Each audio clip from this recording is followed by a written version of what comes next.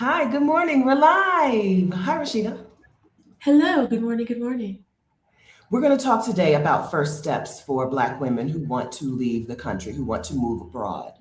And we're going to talk about, in particular, is residency a good first step? So I thought that you would be a fantastic person to come and talk about this amazing thing because, friends, Rashida is a permanent resident of Mexico. Absolutely. And Absolutely. I'm a temporary resident of Mexico. Can we show a little boop? Mm. I'm My not, favorite, my favorite item in the whole world. I'm covering up this photo, but it's me. It's me. You know, like the picture. There's so much you have to cover up on this thingy, like your numbers and I your full know, name and all. I know. You The know, there's a lot of barcode. information. There's a It's lot. hard. There's a lot to Yes. do. But And yes. so, Residente permanente, baby. Oh, yeah. permanente, Permanente. permanente, right? Mine is temporary, and Mhm. but yes, okay. So let's get it together. Let me get it together. And so we're going to talk today for those of you who are like, okay, listen, I got to go. And what are the first steps? My name is Stephanie Perry. Welcome to this YouTube channel. On this channel, we help Black women take career breaks and sabbaticals. We help Black women move abroad. We help Black women bop around the world. If these things sound interesting to you, go ahead and subscribe to the channel. Please go ahead and hit the subscribe button. It's free. There's no cost to you. Okay. Thank you. And then go ahead and turn on notifications and you'll be notified when I post a new video or when I go live. Okay, that was request number one. My second request is that you say good morning. Hello, everybody. How's everyone today? Next request, please say good morning in the chat. If you're watching live, go ahead and say hi. It's okay, even if you're watching on YouTube, on TV, you can pick up your phone and say hi. Say good morning to us, please. I would appreciate that. Okay. And then the third request, what? Go ahead. What's my, Go ahead. okay, third I'll say request. Please welcome Rashida. Please welcome our special guest. ta-da. Special surprise guest. You would have never guessed that I might be on this channel again, but here I am. Yay. What I was what I I'm was going so to say glad. earlier, thank you. I don't have enough control right now. I want to put stuff on the screen and I can't. And it's making me very uncomfortable. Welcome to the world of Passenger Princess. You get to just sit Oh, back. okay. Yeah, Okay. you can just have a good time. Jasmira76 had a great comment that you should star. Because I was going to star it. We could put it up on the screen later. And I can't do that. But I'm a passenger princess now. So Well, you yeah. know, I don't know how to find things. You can't really search. You can't search over here. You gotta scroll and scroll and scroll back and hope it shows up again. Ha ha ha. Okay, good. Okay, so let's start that. Let's start that. Let's talk about it. Hi, Jasmira. Thank you for asking that question. Good question. Okay. So before we get into it, though, while everyone is saying hello, and I don't feel like everyone has said hello, so we're, but while we're getting into it, um, can we talk about where you're from before we talk about where you live and where you got to? You want a lot of information. Yeah. Are you the feds? Like, what are we? Rashida. Okay, so I was born in London, in England, in, Big Daddy colonialism. And I was to parents from the West Indies, from the Caribbean. And then I lived in the US for most of my life. But where? California, mostly California. Some spent 10 winters in Ohio. Don't do that. There's no part of Ohio that is good during winter time. Not even Cincinnati. It's further south, but and then a couple years in Virginia. All right. Okay. So primarily a West Coast girly, little East Coast, little Midwest life. Well, yes. All right. So I'm from exotic Delaware. I also lived for about 10 years, fourth grade to 8 years in Ohio. Also would not recommend. When I was in the Army, I was stationed in Texas. Weather-wise, I could recommend it. Other than that, you probably want to skip Texas as well. And so you moved. So now, okay, and then you have residency in Mexico. Where do you live today in Mexico? I live in Mexico City. In a That's brand new nice. apartment, brand new to me apartment. Yes, Rashida just moved days ago. Days ago. Yeah, maybe a week now, a week and a half. Who knows? What is time? I don't know. How'd you pick Mexico City? I visited in December 2016, and then I visited a couple more times. Every time I came, I just really liked how I felt here. Mm. And I know I was here on vacations and trips, but even when I stayed in Airbnbs in really local neighborhoods where I was the only foreigner and my Spanish wasn't good enough to be in an area where no one spoke English, I still had really good experiences. And I still felt like it was a warm, welcoming place where being obviously different Mm. was a thing. It's like I don't look like your mom. Like for most of the people here, I don't look like your mommy, your cousin, whatever. But I was still accepted in some form. It wasn't a problem. People weren't staring and pointing. And What does that? whenever, like, people are just kind in the grocery store. They're kind in the restaurants. They're taking their time with me when I don't know how to order the food. Like, I don't know exactly what to say, and they're asking me questions. And I'm like, I can say that I want the sopa, but I don't understand what your follow-up question meant. I don't understand that. Um, so going through things like that were is what I meant by that. I will say that whenever I run into little Black children, even if I saw some kids the other day and they were the lightest shade of Black I've seen in a long time.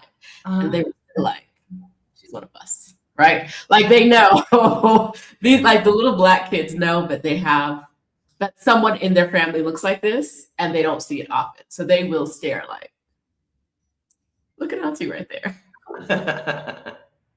Yes. Yeah. So so Rashida traveled for quite a long time before actually officially moving to Mexico City.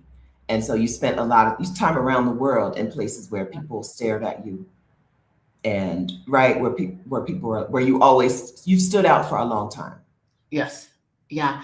I would honestly say that in a lot of places, it wasn't necessarily the people who were from the place that were staring. It was often the tourists who were from another place. You can A say large, China. You can say that. I was like, a large country that's doing well in the Winter Olympics. Yeah. Wherever you have Chinese tourists, someone is going to point at you, take a photo of you, and maybe do something like without your consent. Like, hands on you. But being a Black woman in Mexico City, and when people see you, they assume you're a foreigner. They don't assume you're Afro-Latina, right? They don't assume you're an Afro-Mexican. They assume you're a foreigner. Yes. In real life practice, that in real life, right? Not in theory, but in real life, that doesn't cause you like problems, hostility. No. Nobody's walking down the street hollering, "Get out of my country." No. Sometimes you see it online, but nobody ever. I think that if someone said that to me in person and another Mexican heard them, that person would get cussed out, right?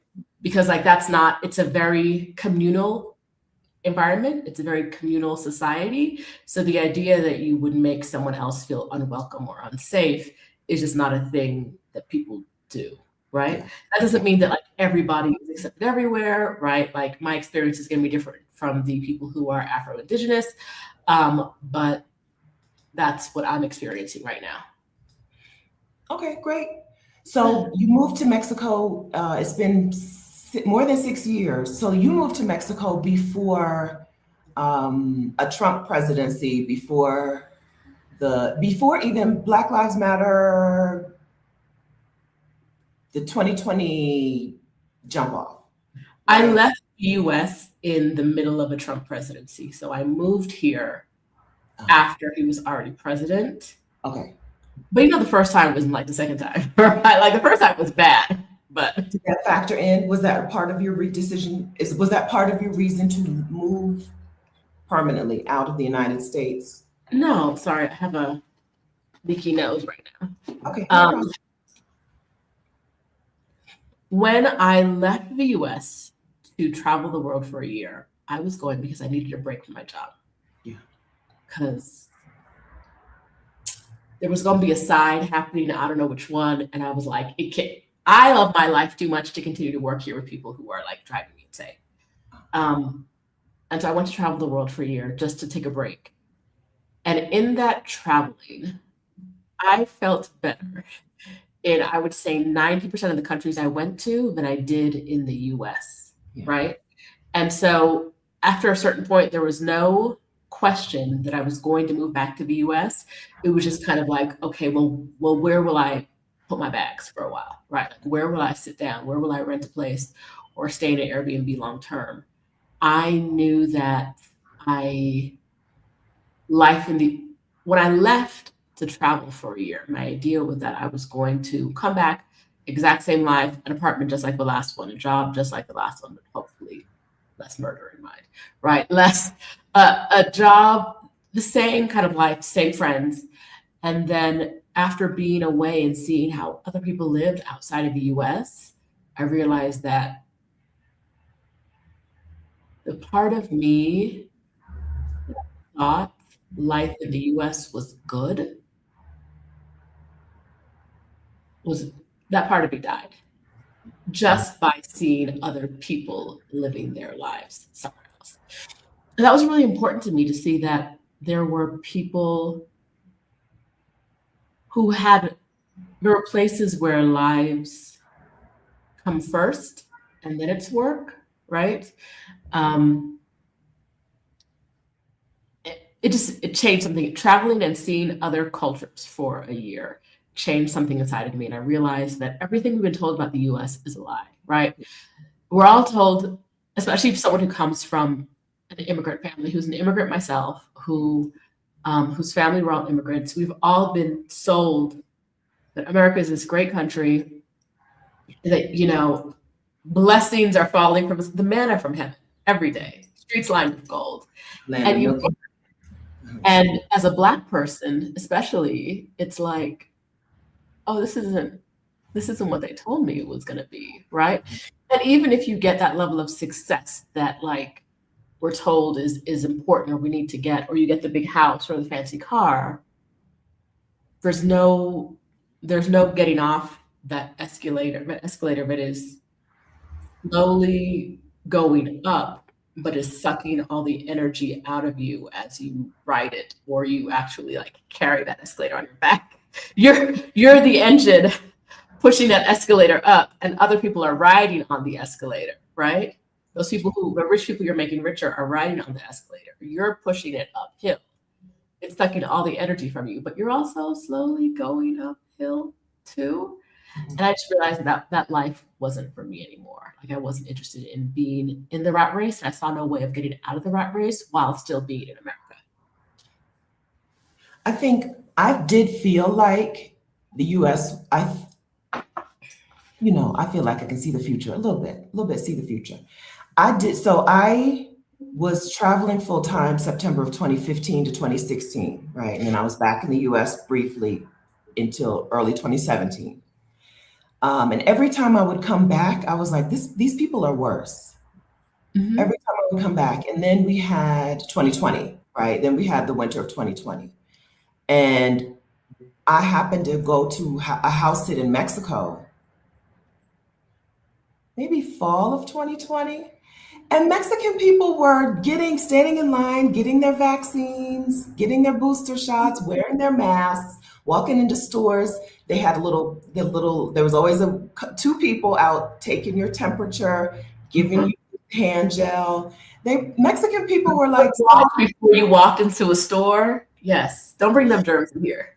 Mexican people were so like, I'll do this for you, even if I don't think I need this, because I'm sure just as many people were COVID deniers in Mexico as they were in the United States. Just as many. I had a cab driver tell me, I don't even think it's real, right? Or Uber driver. I think that was in El Salvador, actually, but somewhere, right? And but still, I saw Mexican people be good neighbors. Mm-hmm. And I was like, oh, I don't want to live I don't want white American people to be my neighbors anymore. No, I just don't want to live like that. Once you see how it can be, once you see how other people can operate in community, once you see how other people can look out for one another in a way, and once you see how you cannot have to always be looking over your shoulder and always be vigilant in a place.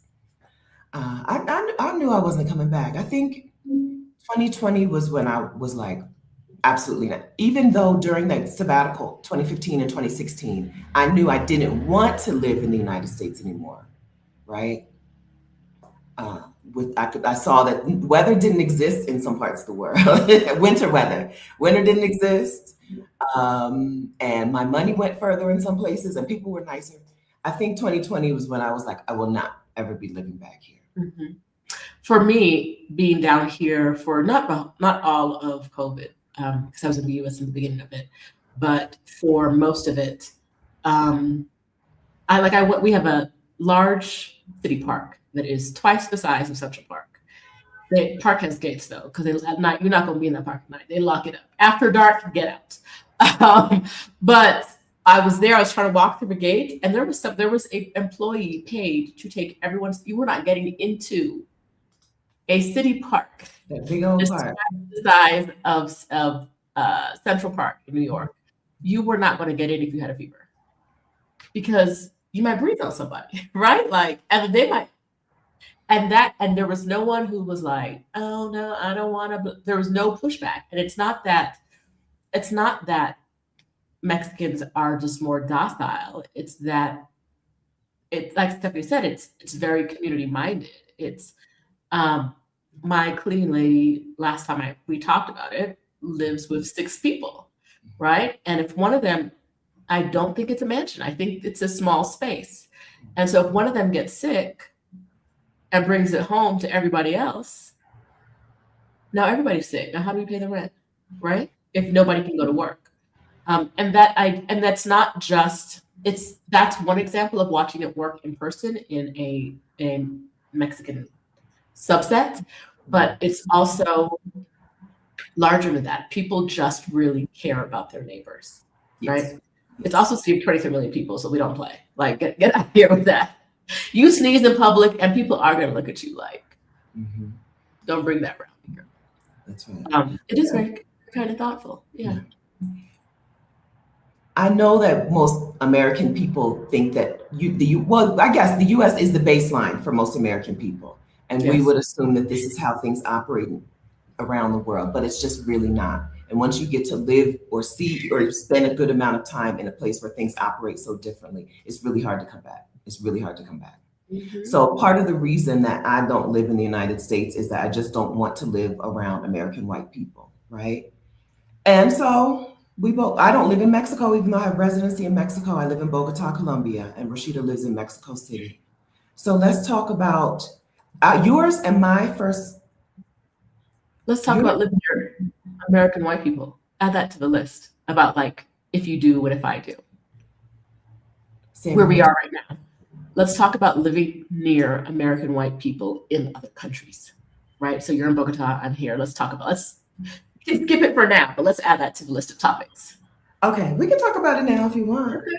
All right. Are you near American white people? So Americans love Mexico because for a variety of reasons, it's close, right? You can get back and forth if you need to. The people are nice. The food is amazing. You can have a variety of weather and terrain if you like the beach, if you like mountains, if you like city life, if you like small town life, right? You can get what you need out of Mexico, right? What you need, the kind of lifestyle you want, you can have it in Mexico. So American people love it, which means there's quite a few Americans living there. Yeah. Every time I've moved here, I've intentionally moved to a place where there are fewer foreigners than other places. I live in a neighborhood that has few foreigners, but it's right next to a very big tourist location.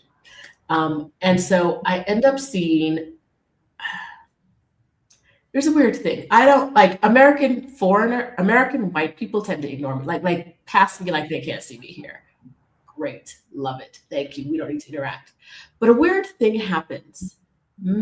White Mexicans who I can tell have lived in the US, almost every time I talk to me, it starts very condescending. And I'm like, I don't, that's the American in you. Get rid of that. Like, please. Like the speaking to me is like the friendly Mexican part, but the condescending part, I'm always like, that country done broke you. Like you're here in Mexico on vacation and you're bringing down your nasty American ways. You don't have to. We don't have to do that. And it's always white Mexicans. Uh-huh. Yeah. So a lot of Mexicans have lived in the United States. A lot of Mexican people have lived in the United States for some period of time. We're neighbors, right? There's a lot of flow back and forth. And I think like Mexican Mexicans, when they see a black, they are to indigeneity, yes. When they see a black woman, they are so happy to see us. If they've lived in, same here in Colombia, if they've lived in the United States and they see a black woman who they think is an American woman, they are so happy to see me. They'll be like, "Oh, hi, how's things? Do you need directions? What are you looking for?" Right? They're really happy. But there is a whiteness that really felt like they had to come up when they went to the United States, I think. And even though their whiteness is valued everywhere, they're also exalted here. Yes. Whiteness is prioritized everywhere. But I think they did feel some sort of power surge. They haven't been in. They've left the community-based communities and went to an individualistic-based community, and now they don't.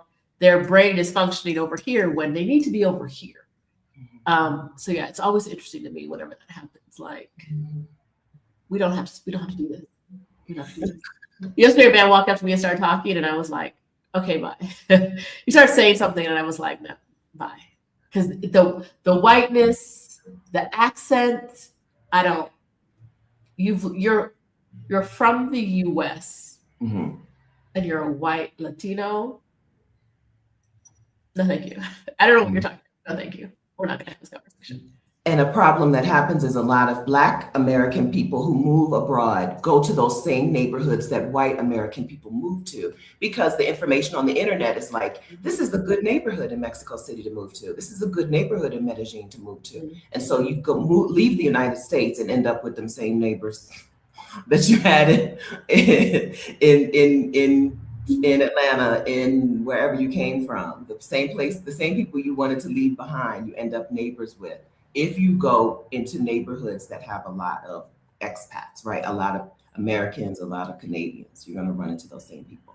The good news is you can get away from them, right? Yeah, you can get away from them. You can build a life where they are not relevant, which is really amazing, right? To create a life around the people you want to create a life around instead of being forced into relationships. Another thing I noticed, segue a little bit. I met some Black women here yesterday. One of the first things they asked was, "What do you do?" And I think some of that question is, what do you do to live down here, right? But it's also not a question I get asked outside of the US. So anytime someone asks me that, it's an American. I did get asked that quite a bit when I was looking for an apartment, but that makes sense. You want to know that I have a regular income coming in. Outside of that, I've realized I've been here for years and people don't ask me that question.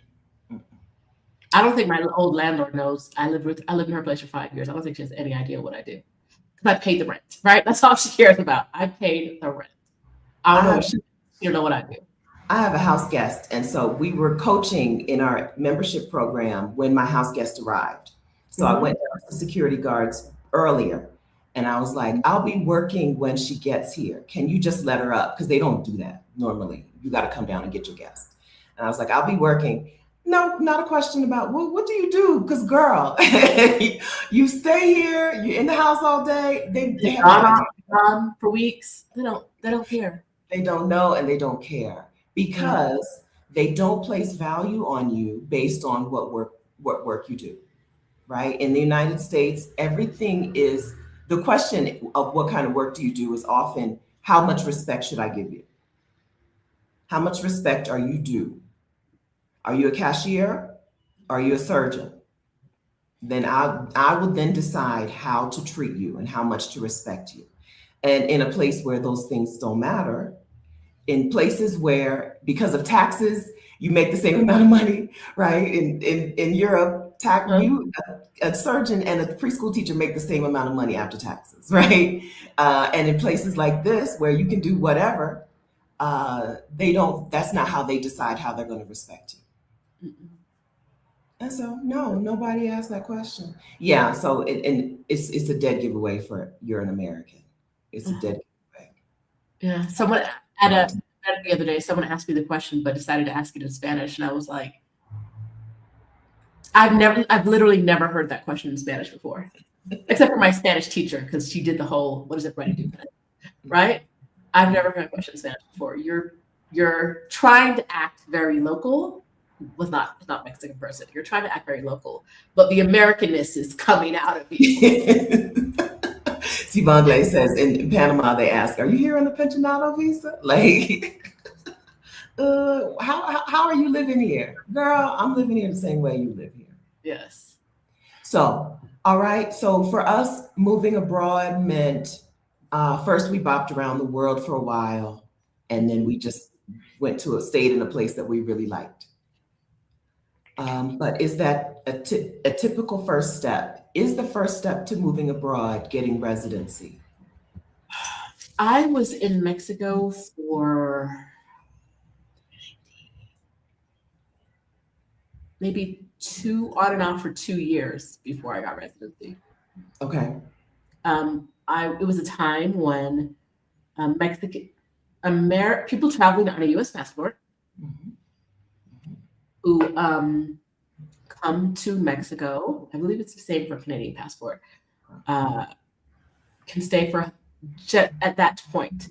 You could stay for 180 days. Every time I came down, they gave me a new 180 days. Now, the real answer is you could stay for up to 180 days. And sometimes you're going to get someone in immigration who's like, yeah, I'm tired of y'all coming here and living. I'm tired of y'all coming here and driving up the cost of things. So no, you get 2 weeks. That was much more prevalent when we had a lot of digital nomads coming down during COVID. It's less like that now.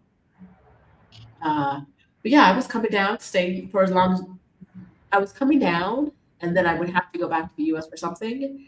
And when I came back, my days reset. It wasn't like I was here for 6 months and then left on like day 179. It was like, oh, it's day 60 and I need to go do something somewhere else, or it's day 80 and I need to do something somewhere else. And I come back for 80 days again. And that's how I lived here for 2 years without residency. I rented an apartment without having even a temporary residency, any kind of visa. They were like, "Do you have a passport? Do you have a the tourist visa? Do you have the FMM. yes? It's not really a tourist visa, but it's the best description of it. Do you have a tourist visa and cash in the bank? If so, welcome. It's not like that anymore. Things got a little tighter, but yeah, no one cared. In a lot of places, no one cares. No one cares. Do you have the money? Are you here legally? So for whom is residency the first step? What type of person should make getting residency their first step in their move abroad, or an early step in their move abroad plan? And who can ignore it? I think if you never when you go to the country, you never ever want to go back to the US again. You're like, once I leave, I'm not setting foot in the US again. You should do residency ahead of time. Because some of the things you need to do are going to be things you need to do in the US, like getting documents if possible, getting maybe a copy of the birth certificate, or going to a consulate for the country you're getting residence in the US. Those aren't steps you can skip if you never want to go back to the US. Okay. What would you say? I think if you're going to be nervous about having an apartment and being at the hands of an immigration officer at the airport, like, I am not a resident of Colombia. And when I come into the airport, Colombia is more strict than, or Colombia is more firm than Mexico. Colombia is like 180 days out of the year, starting January 1st. Starting January 1st, you get 180 days and that's it, right? That means I know when I can and cannot get in the country. But if you would be nervous going into Mexico, if you would have had an apartment in Mexico, but you would be really nervous about this whole thing, what if I fly in and they only give me 45 days for some reason?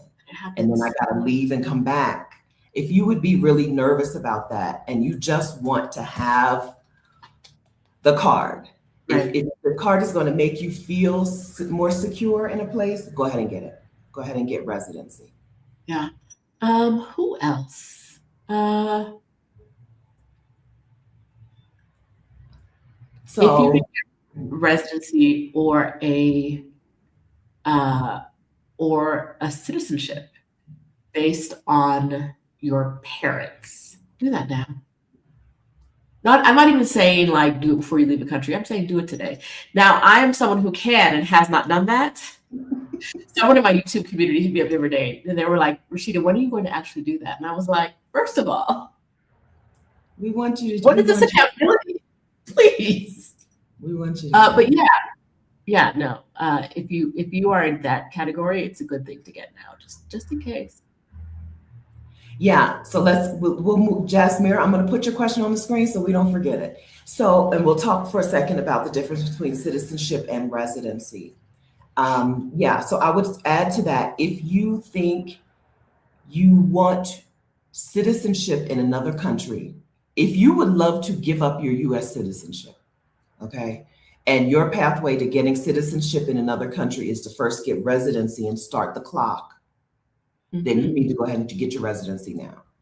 I understand wholeheartedly an American person, especially a Black person, saying, I don't want to be connected to that country anymore. I don't want them to be able to access my records. I don't want them to have my tax dollars. I don't want to travel to other places in the world to view me as an American legally, right? Because what happens if countries decide we're rejecting all Americans, right? I don't want to legally have that label on me anymore. I understand it. And so if your pathway to rejecting American citizenship is getting citizenship in another country by being a resident in that country for however many years they say, and then going through the citizenship process, learning the language, taking the test, doing the things, then go ahead and get your residency started today. I understand that wholeheartedly. Yes, but you do not need to give up your American citizenship to get residency anywhere, because residency isn't citizenship, right? So there are two. I don't want to do this hierarchically, but it's the best way I can describe it. So like residency is here and citizenship is here. So they're not in conflict with each other. Some places are like, you can't have both. You can't have two citizenships, right? And so that may be a place where you would have to give up your US citizenship in order to get citizenship in that country. But because citizenship and residency are different, if you gave up your American citizenship because you had residency in another place, you would be a person without a country, right? Okay. Like you need to be citizen of some country. And so residency isn't enough. In Mexico, you need to have residency here for 5 years. And the amount of time you're in Mexico during that 5th year or the year before you apply, how many days you've been in a country the year before you apply is important. And you take a language test and a history test. And I would qualify for it this year, but if I'm going to do that, I would rather get a different citizenship. Citizenship, I'd rather get something through birthright or go back to the UK and get the UK citizenship than Mexico. I'm also, so I think I can say this, Adelia is in this process. I believe Adelia is planning on giving up her US citizenship. I don't think that was a secret. I don't know. I think that's her plan right now. She won't. Don't tell her. Don't tell her, y'all. Good morning, Adelia. Probably making a peanut sandwich right now. I don't know. And I can. So when if she gets her Mexican, she might give up her US. Yeah. She is a minimalist. I am a maximalist. My brain can't even wrap around giving up something that I had to do work for in the past to get, which I know sunk cost fallacy. I'm still paying the US taxes, blah, blah, blah, blah, blah, all of that. It would be good to give it up and not pay them taxes. But the idea of giving it up, I don't know. I don't know that I'm going to do that when I get a second one. Because, it's hard to get back into the US once you give up your US citizenship. Like I don't know that I could say I never want to come back to the US again. Right. Ever. So the UK passport for you would mean visa-free entry, I'm pretty sure, right? UK people come in visa-free. But like with a Mexico passport or a Colombian passport, that would mean anytime I would want to come and see my family, I would have to apply for a visa to come in. So I don't think it's worthwhile unless stuff really gets out of hand. I can foresee a time when I would be like, I don't want to be connected to that place. I'm a Colombian lady or I'm a Mexican lady, and I don't want to be that. Right? So like I can't imagine. So we haven't really seen this because after World War II, Nazis were kind of embraced in a lot of the world. North America, South America was like, oh, Nazis, come here. They're treating you. They're talking about you so bad over there. Just because you gassed a couple people. It's come to our safe space. Set the best Nazis, the scientists. Yeah. Send the really smart Nazis over, please come. But if the United States keeps on the trajectory it's going, I can see countries being like, no Americans, right? Just don't come. Just don't come. And so I can understand someone wanting to have a plan. Adelia says she hasn't made up her mind yet, but low key, they might just take it. Right. And that's the thing about if you give it up and apply, I can imagine that it's even harder than someone who's just Colombian applying, right? And they're making it harder for people outside to get visas, right? Making it harder for non-Americans to get visas to come to the US. So if you're someone who had a passport and they know in their system, right? They had when you give it up, I can imagine them being like, here are the 17 fire hoops you need to jump through in order to get it. I agree. And each one of them is a trap. I agree. I do think that if you qualify for a second citizenship and you can have legally both, right? If you can legally have two citizenships and you qualify for it, Black friends, I think it's time. Okay, go ahead and figure out what you need to do to get it. If your mom, your dad, your grandparent was born somewhere else, you need to find out, do you qualify for that citizenship, for that pass? Or if you were born somewhere else, you need to find out, do you qualify?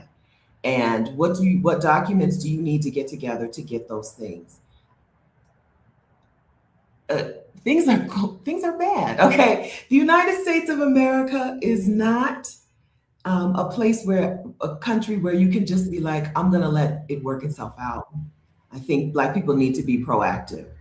And so if you qualify, go ahead. Which is why, listen, if you find me pop up married to a man, if I pop up married to a man in the next few months or years, don't be surprised, because I really feel like Black people need to have an exit strategy, and that exit strategy can hopefully include not sending money back to the United States in taxes. I'm really pissed off about where my tax money is going. I really Absolutely hate it. Absolutely. Hate it. Okay, so did that clear up citizenship versus residency? Citizenship means you're an American, you have the US passport. Residency means you're allowed to live in a place. My Mexico residency gives me 4 years in Mexico. Rashida's permanent residency gives her permanent years in Mexico. And we're still US passport holders. We're still American citizens. Yes.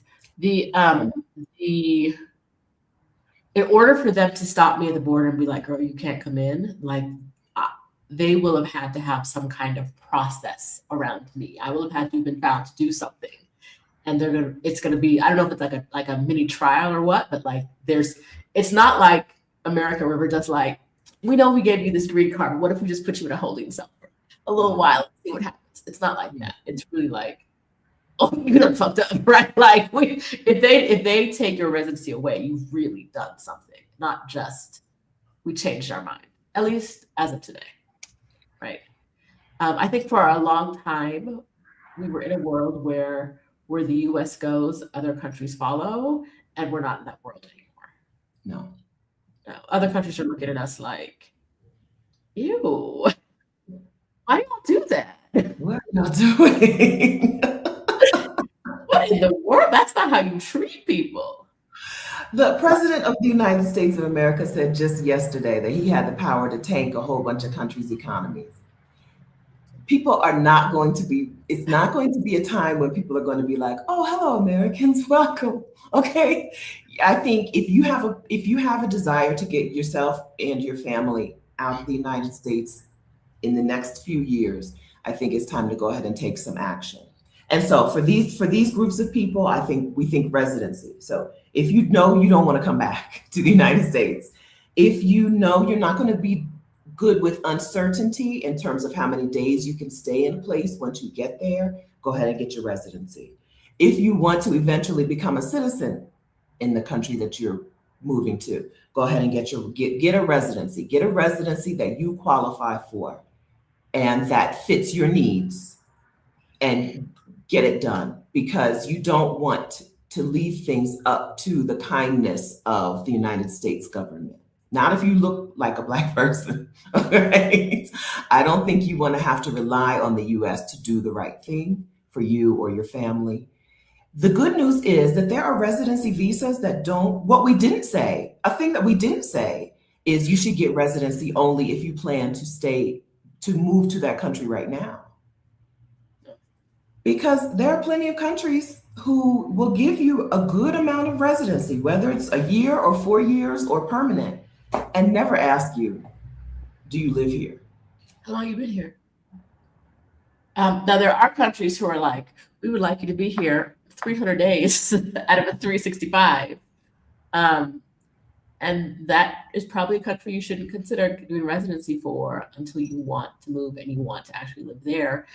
I don't think I would ever apply for residency in one of those countries because there's nowhere that I know. Like if Mexico was a 360 out of 3, or like a 180 out of 365, I don't know that I would have applied for residency in Mexico, because the life I live right now, I would be counting days, right? And I don't want to live a life where I want to be gone when I want to be gone, and I get back when I get back, right? And that's what Mexico allows me to do right now. Yeah, I love Portugal. I love her down. Lisbon, Portugal is the love of my life. But Portugal is like, if you're a resident here, you have to actually live here and you need to be here for many months out of the year, at least in the first 5 years. For the first 5 years, you need to be here most of the year. And I don't live that life. And so, because when I go somewhere, if I get on a plane and go somewhere, I'm staying for a month. Okay. Maybe 2 months. If I see a nice house sit, I might stay for 3 months. So Lisbon doesn't meet my needs, which is why we're saying find a residency that you qualify for and that meets your needs. But yeah, having a residency card, right? Being legally allowed to be in that country, for some countries, does not mean you have to live there. It just means you can live there and you can come and go as you please. It is a wonder. It feels really good. I have this great security blanket, right? I have this great security blanket that says Mexico will open her arms to me through I don't have my glasses on, whatever year, that would be 2029. Through March of 2029, Mexico is like, you can belong here. And that feels really good in a time when the country I'm from is losing its mind. There's a comment from Miss Callie that I want to highlight.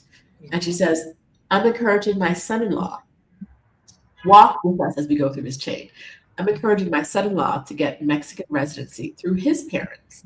Good. So eventually we can do the reunification if needs be. Because if the parents have have citizenship, he can become a citizen, right? And if he's a citizen, his wife, I believe, can become a citizen too, right? And if she's a citizen, her mother can get residency. Well, no, because she's over. Her children can get residency, and I believe there's a way for the mother to get residency. With residency, parents count in reunification. I thought it was only parents if you were under 18. No? No? Okay. Listen. That's what the lady told, because I asked her about Connie Perry and my dad. Okay. So the important point here is if you have a link, a nexus to a country, figure out how you can get, if you want residency in that country, know that it doesn't have to be direct, right? Miss Callie wasn't born in Mexico. Her parents weren't born in Mexico. But her daughter, right? Her daughter did a thing with someone outside of the country. And now their children can get residency. What if the son goes through with the paperwork, right? These are things to think about. Like, it's not as, a lot of times we hear, I feel weird saying this because a lot of times we hear from Black Americans that they don't see a way out. They don't have a link, right? There's no other country that they have a relationship with, right? Who in your family, right? Like, guess marriage for them green card marriages have been a thing. It's time for us to get up on it, okay? get into it. Your marriage, right? Right? Giving birth in Mexico, you pop out a child in Mexico, you have residency, your child has citizenship. And a lot of places, don't want to have a child. I'm saying that there's no point in having a child. What's the benefit of having a child in America today? As a Black woman, go somewhere you're going to have good maternal outcomes, and you get another residency. I think in Brazil you get citizenship. I think Brazil and the U.S. are two of the only countries where you actually get citizen. Okay, right. Strategic planning, strategic family planning, please. Okay. Right. You don't have to feel like it's not possible. Right. Look for ways. That's right. That's right. So if we're, I should read some super chats. Thank you very much for the super chats, friends. If we're talking about getting residency, but not necessarily moving to another country, then getting residency for a lot, is a first step. Finding out what are the requirements for that country and do I meet those requirements? And then what are the needs after the fact and do I want to fulfill those needs, right? Which for most people is just, do I want to be there the number of days they say you have to be there? Yes. If you're talking about actually living in that country, the first step can still be residency for some people. And then for people for whom it shouldn't be the first step are people who, can we talk a little bit about bopping around? Yeah. If you don't know for sure that you want to be attached to a specific country, getting residency abroad might not be the first step, but it still might, right? Residency as a security blanket may mean that you will still get it even if you're not going to move and live in that country. 10 Fingers Music says, would you suggest renting in different places before settling down? I think that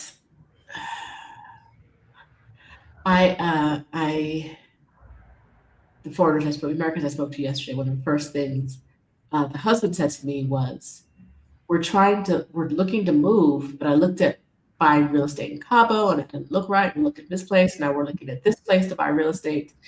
And inside I was just shaking my head like, you can't help it. You can't help it but think that the idea of settling down, right, of moving means buying property. Yeah.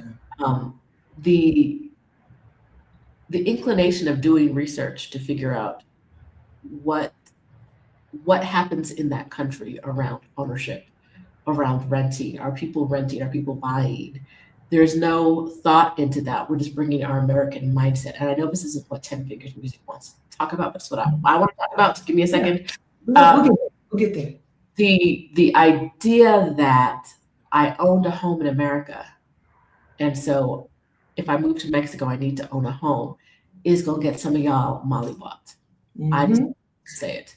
Like what I explained to them, like the people who own homes don't care if that money's tied up in a home. They don't need they don't need the money in that home to move to another place, right?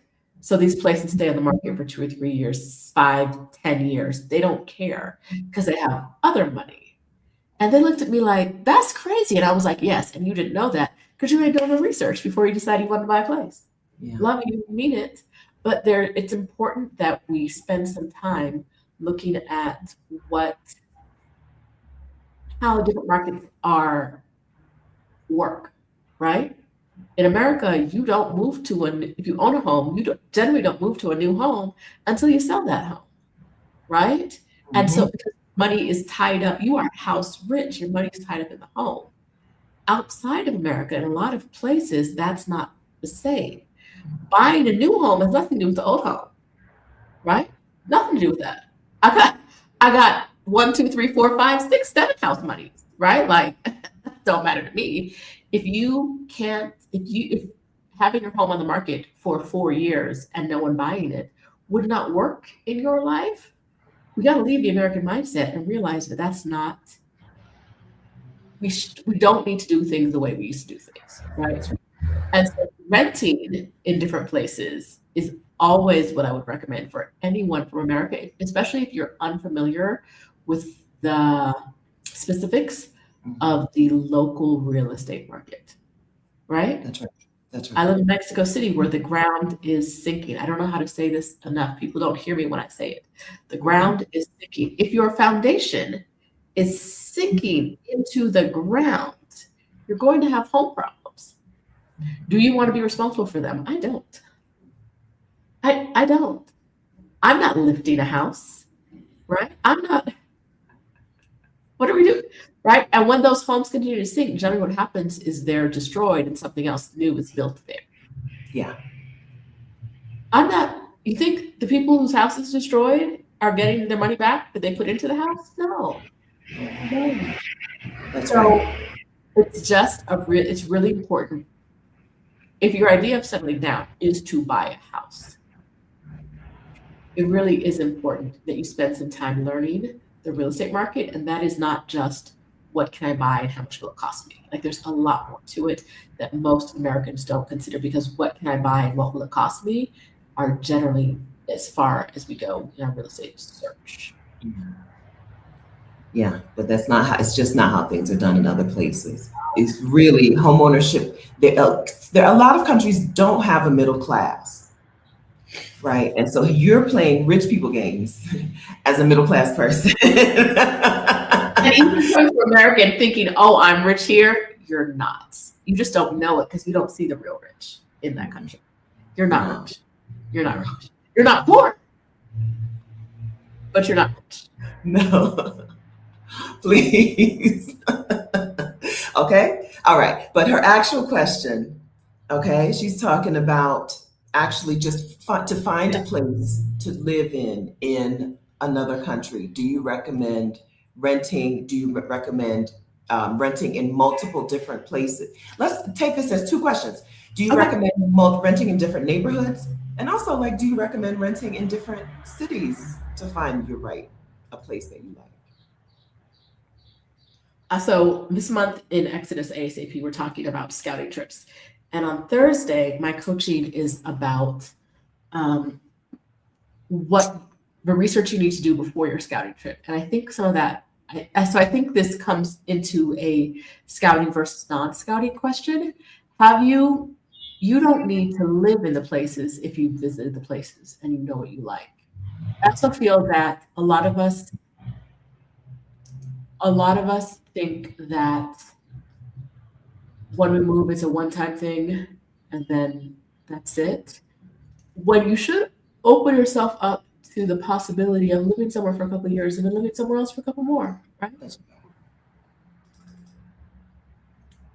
That's right. So I don't know that you need to plan on renting in multiple places. I think you need to figure out exactly what it is that you like, right? What are the things that you like and where do you find them? And then what are the vibes, right? Do you like the way you feel here? Does your family like the way they feel here? And go from there. Because you're not going to you're not going to sign a lease for a place that you haven't seen in person. You're not renting from the United States in Panama, in Mexico, in Portugal, right? And so you'll get there and you'll see it for yourself. You're going to see the neighborhood for yourself. Maybe you'll Airbnb in that exact neighborhood before you decide to sign the papers. If you are not, if some people want to have a place before they move there, that's when you end up in trouble. That is one of the ways that you can end up in trouble. Have signing a lease to a place while you're in America, while you're living in the United States, and then getting to a place and then trying to, do things from the U.S. Problem. So yes, we do recommend that you bop around that city, try some neighborhoods out in that city. Take your time, spend some time in some Airbnbs or some vacation rentals or some house sits, maybe find house sits, you might, right? And then decide on, oh, this is a neighborhood that I like, or this whole city's not working for me. But you don't want to tie yourself down before you even get there. We tie ourselves down by signing a lease before we move there, signing a lease from across the seas. We tie ourselves down by taking too much stuff. Yeah. Right? Having too much stuff. If you have so much stuff that the idea of moving it's out of the question. I cannot move because I've taken my whole house and shipped my whole house here. You're getting yourself stuck in what could be a bad situation. Jazzy Chill Radio says, but how does all of that how is all of that moving possible? How does all that possible moving work when you have kids? And I think it's a good question. Is it the kids that's stopping you or the stuff that's stopping you? Yeah. Right? Yeah. Because you can enroll kids in whatever school you want, whenever you want, for the most part outside of the US. Right? So what is it about having kids that you think differentiates the experience? Is it the number of people you have to move? Is it the stuff that comes with the kids? Because most people who have kids who live outside of the US will tell you that their kids acclimate and love it, right? It's not just like, okay, I got used to it. It's like, oh no, this is really nice, right? And maybe you would move less. You're not moving every 3 months with kids. Maybe it's once a year or once every 2 years. But moving at a regular cadence isn't impossible if you want to. It's impossible when you put up the boundaries, right? Like we talked to someone in coaching yesterday. I forgot to say this. If you're listening now, I forgot to say this. They said they were taking things a school year at a time, and they weren't going to move until school was out. And my brain, I was like, why? Right? Like the kid can get into a new school whenever they want to. But they'd already made that decision. I didn't get a chance to actually say that to them. If you're listening, hi. But yeah, you can pick up and move whenever you want to, kids or not. Yes, it may be more challenging, right? But what are the challenges and how can you work your way around them? A lot of times our hesitation to move is the amount of stuff it takes to move with a family. Mm-hmm. Right? So maybe that is your kids, you get one big suitcase. Everybody in the family gets one big suitcase. Mm-hmm. Right? Or two. The airline's probably gonna give you 2 suitcases per person, right? 70 pounds per person for the kids, right? And then maybe the adults pay for an extra suitcase or 2 per person. We see people moving. We saw Kathy go to Portugal with 6 suitcases, I believe. 6 suitcases as an adult human person, right? So it's this stuff is just as manageable for a family as it is for an individual person. It's just that you're probably the person who's doing it all for the family as opposed to just doing it all for yourself. So get some help, get some support, get your kids in on it, get Mhm. other family members in on the work of it. But the idea of going to another country with a handful of suitcases per person is just as navigable with you alone as it is with children. Yeah. Becoming Rich 2026 says, but if you rent for 1K per month for 6 years, you could have bought a house and not have to worry about it rent for the next 10 years, especially if you're getting older and your income might decrease. What? If you rent 1K per month? So you've paid 72,000 in rent Uh-huh. over 6 years. Yeah. You could, if you'd bought a house, you wouldn't have to worry about this anymore. You wouldn't have to worry. You pay that 72 in rent, but if you spent that 72 on a house, you wouldn't have to worry about. But if you can find a $72,000, if that number is a number that you've seen somewhere, if you've seen a $72,000 house somewhere, yes, but this is probably a person who's never had to do upkeep and maintenance and taxes on a home, right? And probably a person who's never put her money in another place, put some money in another place and seen it outgrow the money in the home. And also a person who knows that she could sell the home. I think there are three buts. Fourth but, are you able to get a mortgage in that place? Or are you going to have to put that money up front down in cash? Yeah. I'm not putting $72,000 down on a property that I have not actually lived in before and know what living in that specific property is like. Yeah. A lot of places in Florida, you can't get a mortgage. No mortgages. Okay. Most of us, we're talking no mortgages in that other country. You're not getting a mortgage, right? You're probably not going to be able to sell it in a reasonable amount of time. People just don't buy properties. Come down here, right? And come down to Bogota, see all the for sale signs and track how long these places are for sale. It's years for sale, right? No mortgage, can't sell it. You probably could have made better money just by putting some money in the stock market. You would have made more profit by putting some money in the stock market. And maintenance and upkeep on a house sucks. It's Like draining. maintenance and upkeep in another language sucks. Absolutely sucks. And taxes and we are not getting paid by big rent to tell y'all not to buy houses. we are just former homeowners who are renters happily in another country. It's the first of the month, right? Let's go. I'm paying this rent. Let's do this. Because, like I said, thinking foundations, now the property isn't worth what it is. Property prices have skyrocketed here. My old apartment rented in, I want to say 5 days from the first showing to the time the first viewer came back and was like, yeah, take it off the market. No, nobody else see this. This is mine. 5 days. It was on the market for over 2 years. And only in the 5 days, the same number of people came to see it for rent as the ones that came to see it for sale. So 2 years and 5 days, both for sale for 2 years, for rent for 5 days, same number of viewers. In those 2 years, no one bought it. Right? 5 days off the market. I know my landlord was mad. No, actually, I don't know. Because she was in the house. She bought this as an investment property. It's just a place to park some cash. It's a place to park some cash that the government does not know about. Is really all that is. Yeah. Right? It's not in the bank. People, a lot of places don't consider banking safe historically. Not that their banking system isn't safe, but just the historical mindset around it. And they can park money somewhere, but it's not a bank, right?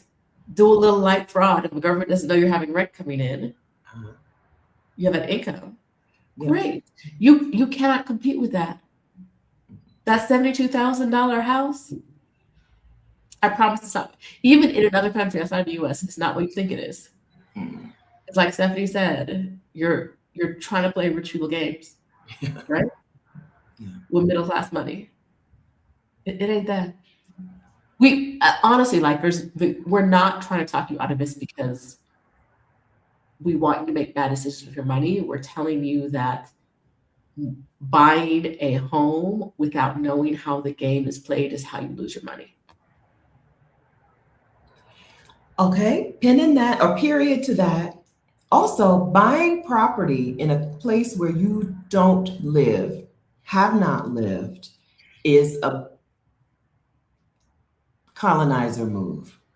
Oh, Going somewhere and saying, I am buying this property, a home, what have you, and not having any connection.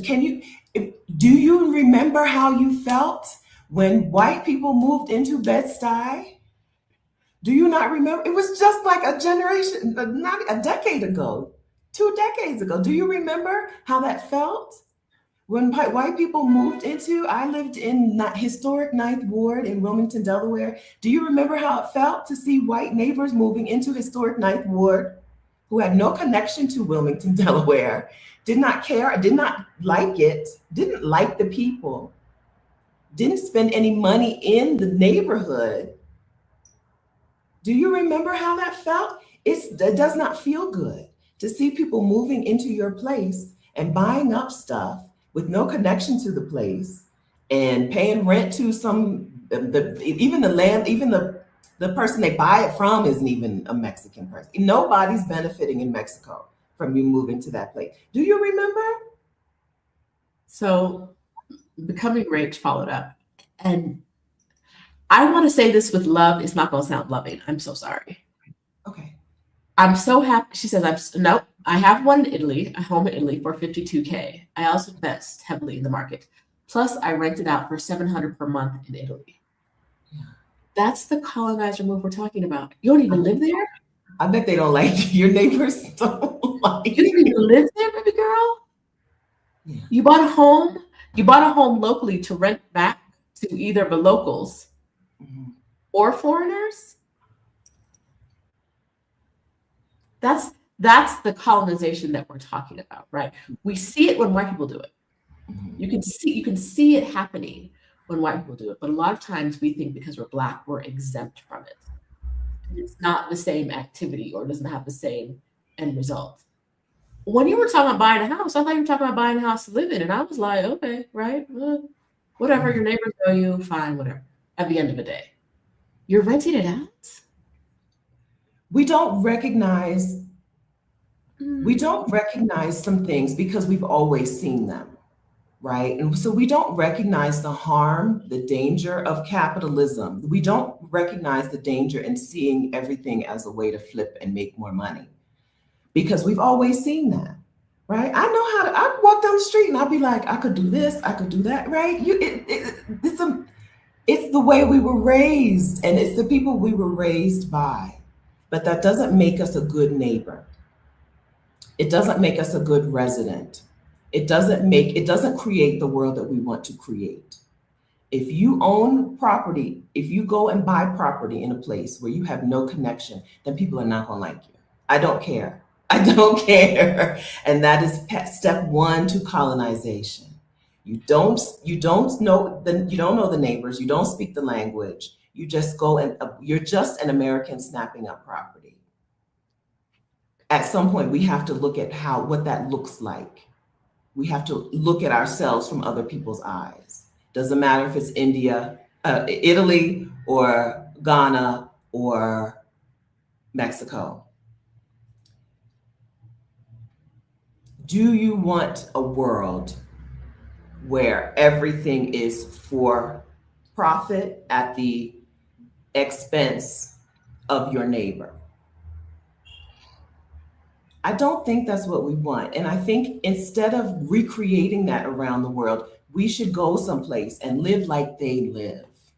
The reason that place was for sale is because they don't have a middle class to buy stuff like that. And when you go in and snap things up out from under people, you're colonizing. I know white people are colonizing Costa Rica. Every time I flew back into Costa Rica over and over, the families would be bigger, the whiter and bigger.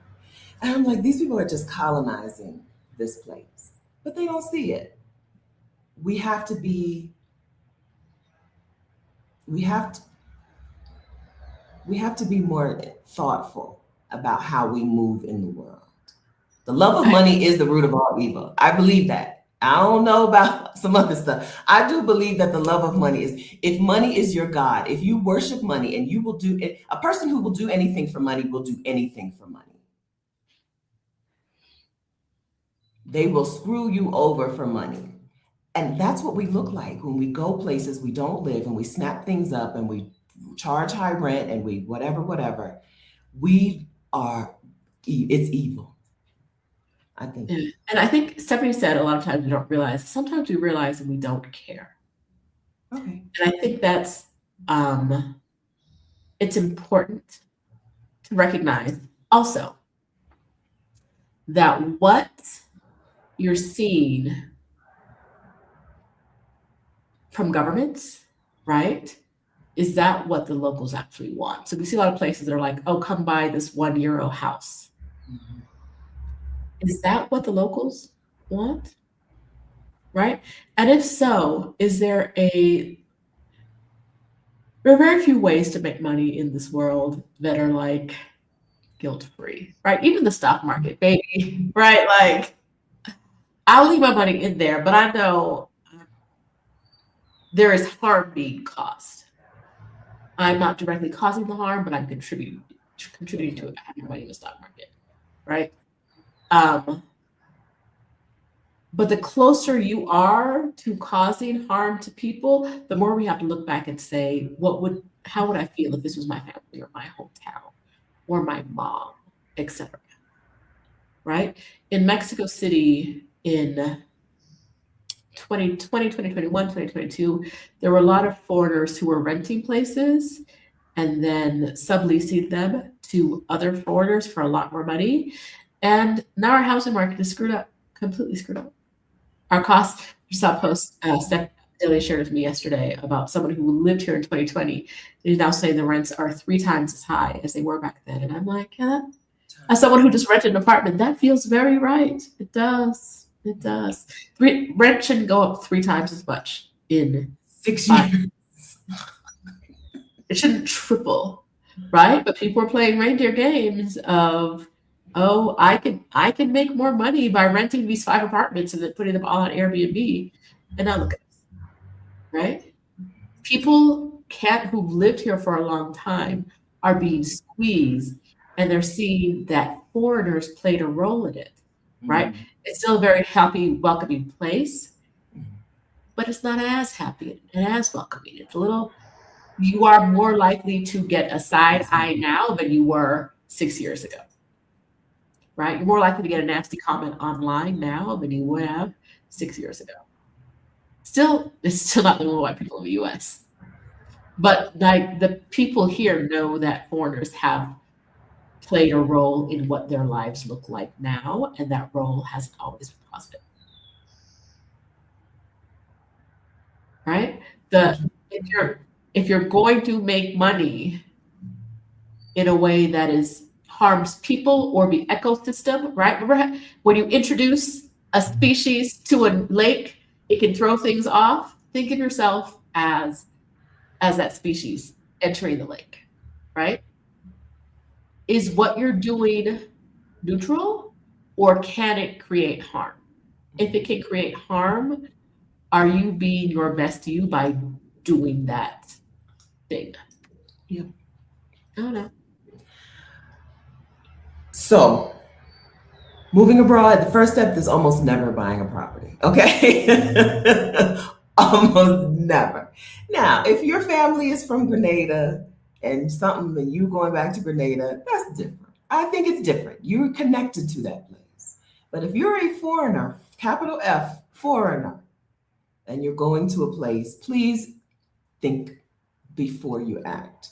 Please take some time to unlearn the American way of doing things before you go someplace. because you're just gonna stink up the place with your Americanness. You're just gonna stink it up. We don't want to deal with that. Okay. The people who live there don't want to have to deal with that.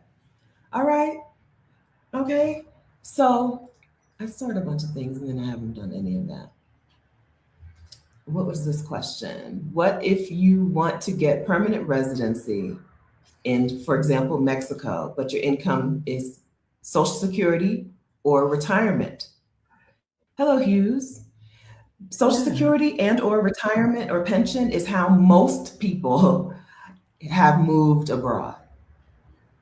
So I would say, yeah, a good percent, let's say a good percentage, including the women in our community, in the Exodus Summit community, a good percentage of them are moving abroad on Social Security and or pension.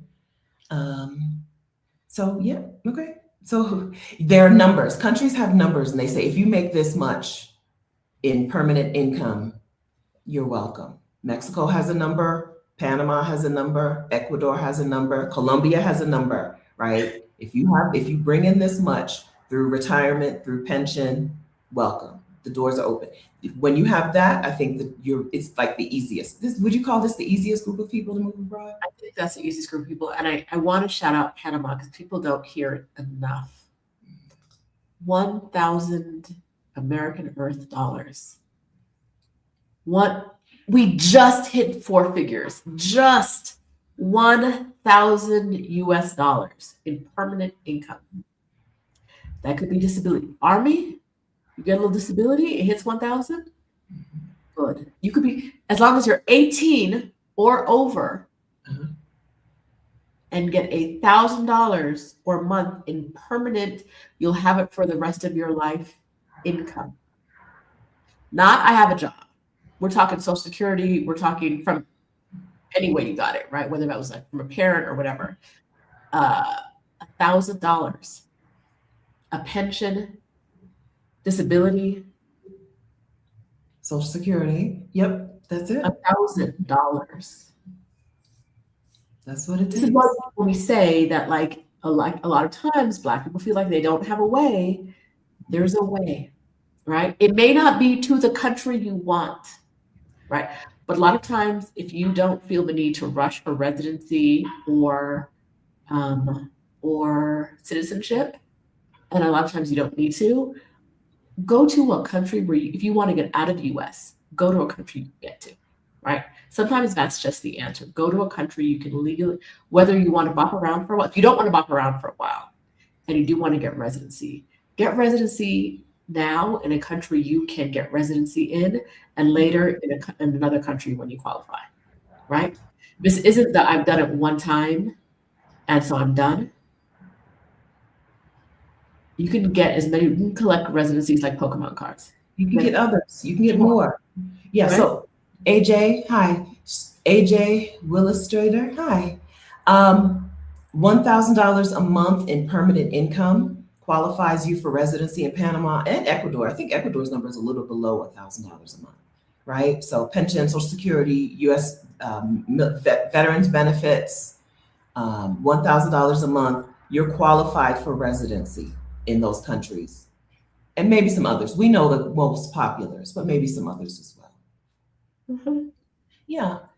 I think a lot of times people on Social Security just we use the term fixed income like it's such a negative thing, and so people on a fixed income discount themselves from things. I'm like, girl, you have the work. You got the key, baby. That's money for life. For life. You got out of the Army and something happened. They send you a check every month for if you get annually $1,005, take your behind to Panama. Get that pensionado visa. Mm-hmm. Right? You never have to live in the US again. A switch. First, let's I want to answer this question. But first, let's talk about a thing that Rashida and I do together that we haven't talked about enough, and we've been here for a long time already. Rashida and I are the co-founders of Exodus Summit, which is our annual summit for Black women who are planning their move abroad. You come, you learn how to do it. But that happens in October. And, we're pretty far from October. You do not need to wait until October to start getting your peace out protocol together. If you're hearing us talk about residency and you're like, oh, I think I would like to work on getting a residency, or I would like to work on a citizenship that I already know I qualify for, or I think I would like to start figuring out where me and my family are going, or I'm going alone, they can come if they want. Then you can join us in the Exodus ASAP membership. We do monthly coaching on this. We do monthly coaching to help Black women get their peace out protocol together. Your Move Abroad plan is 8 questions. And we help you work through those 8 questions. Where are you going? What does it cost? Where's that money coming from? What do you do about your stuff and your home? What do you do? What's the plan for your pets and for your people? Other people you need to plan for. How do you get residency, or how do you legally stay in the places that you're going? Healthcare. What do you do? What is your plan for healthcare when you leave the United States? And then fear and mindset. How do you actually do this thing that's scary? How do you actually make progress and take steps? Those are the questions that you ask to move abroad and answer. When you have an answer to those questions, you have a peace out protocol. And if you want to come to coaching with Rashida and me in the Exodus ASAP membership, you will get your peace out protocol together. Yes. So in February, we've been talking about scouting trips and how to do them, what you need to know. I'm coaching on Thursday about what to do before your scouting trip so you don't scout the wrong country. Like, I'm using an example. A woman came down here last year on scouting trips, and after she booked for herself, her husband, and her kids to go on the scouting trip, she realized there were earthquakes here. And so she wasn't afraid of earthquakes. Hi, friend, if you're watching this. She wasn't afraid of earthquakes, but she was afraid of being buried alive. So that was research she needed to do before booking the scouting trip. So we're going to talk about what research you need to do before booking the scouting trip. Figuring out whether something you're deathly afraid of happens in that city, very important. If you could only, she said she could only do one scouting trip. If you can only do one scouting trip, don't waste going to a place where you're terrified every moment of your day. So we're going to do that kind of research. And there's more to it than what's the thing you're afraid of? Does it happen there? We're going to talk about a wide variety of things you should be looking at before your scouting trip. Next month, I'm seeing in the comments here, people are asking, what happens, what about other countries like Panama for $1,000 for residency? What happens if permanent income ceases to exist? SS may not be for life anymore. And some other questions about finding the right residency country. We're going to be doing a bit of that in March, helping you figure out, based on the information we have and the information you have about your own life, what are some countries that are a good fit for you to start looking at residency for, right? There are a lot of times, the reasons you don't get residency or don't apply for residency is because you think you're different and special in a negative way, right? Yeah. I don't have anything, like I said before, you don't think you have a link. You don't think you have a way. Oh, someone said, well, what if I haven't been in the military? Yeah, you count yourself out. You count yourself out too fast, right? So we're going to sit down with the women who come to coaching next month who have questions about this is who I am, this is my life, what are residencies I can qualify for? We're going to sit down and walk them through that. So we're going to give you our best information on countries you can go to and the residencies in that country that you should consider applying to. We'll be doing that in March. So if you are a person right now who's I see all of the comments, count yourself out. I'm not this, I'm not that, I don't have this. Social Security might not be forever. Come to coaching. We got you. Right? We will come help you figure out where you can apply for. I do want to say, as far as Social Security might not be forever, it might not be, but Panama still considers it forever. So Mexico still considers it forever. So while they still consider it forever, apply. Because they're not America, I think it's unlikely that if Social Security were to go away, they would be like, well, listen, you're broke, you get out, right? I don't think they would do that. Most countries aren't aggressively mean to people. their immigration process is not hostile. No. And if Social Security went away, would you rather be in the United States or would you rather be in Panama? I think looking at the numbers, I think I might prefer to be in Panama anyway. Yeah. So we're going to talk about that. If you have questions, we are going through that in March. We want to help you get residency because too many of y'all count yourselves out before right. you let the country tell you don't qualify, right? That's right. Figure out, instead of figuring out what you don't qualify for, we're going to figure out what you do qualify for in March. So I have 4-year temporary residency in Mexico because I went on a residency caravan. The Exodus ASAP community did a caravan where 9 of us went to Mexico at the same time and got our residency. We used our facilitator, we used a woman who was very helpful to the Exodus ASAP membership, and we got 4-year residency when a lot of people were getting 1-year residency, right? We're not doing that type of caravan, but we're bringing back the residency caravan planning in March as well. I'm not going with you, okay? And the process is different. But what's going to happen in March is some of you you're going to first get coaching from us on where you should be looking, right? And then y'all are going to group together and caravan. Some of you are already qualified for residency in Panama and Ecuador and Colombia. Colombia has a retirement visa, right? You just need to get your paperwork in, and you need to get down to that country and do the process, right? In Mexico, it's a 2-step process. You start in the consulate in the United States or in another country, and then you finish up in Mexico. So some of you just need a caravan buddy. You just need someone. Here's the date. We're going to the consulate in Philadelphia we got our appointments for this date. And then we're going to go down to Mexico. We're flying into Playa del Carmen. We're flying into Querétaro. We're flying into whatever. And we're going to finish up the process. Cabo San Lucas, right? Or the other one, whatever. Rosario, whatever.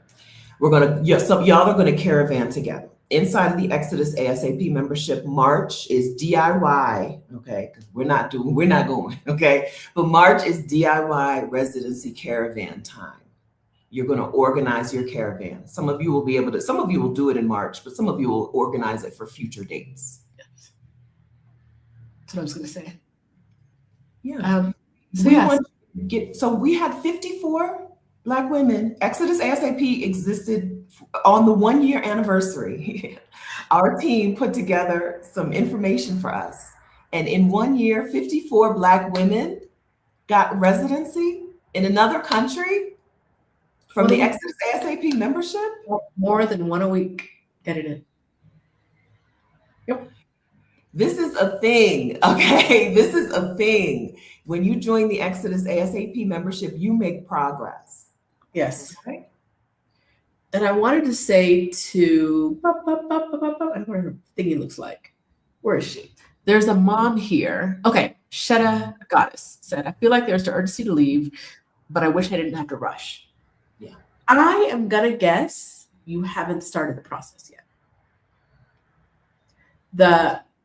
Once you pick a place and start the process, it feels less urgent and it feels less rushy and like there's less stress about it. Anxious, yeah.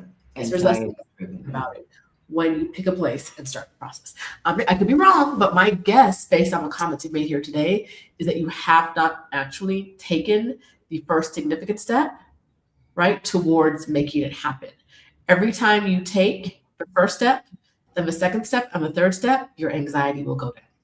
Yes. So join us in ASAP, or there's a lot of information in the Exodus community.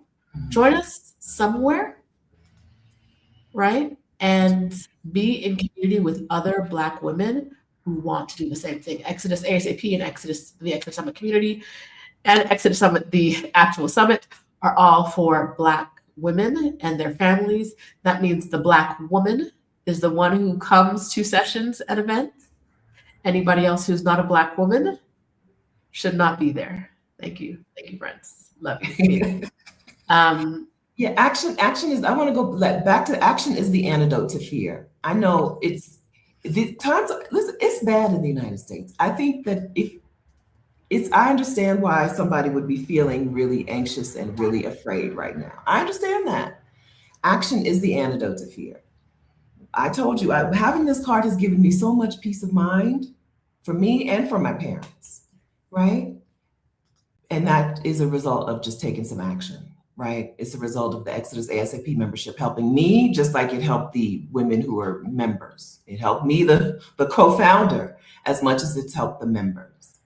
Come on and join us over there if you want to take some action. If instead of just being enveloped, engulfed in fear, right? If you're ready to take some action, come on and join us over there. And then, yes, the Exodus community, the Exodus Summit community, not the membership, but the community is available to you at exodussummit.com/community. Join us over there so that you can keep hearing these conversations. Mhm. Find some accountability buddies, go to some, what is it called? Meetups. Oh, we have a meetup happening here in Bogota that I don't think I've ever said here.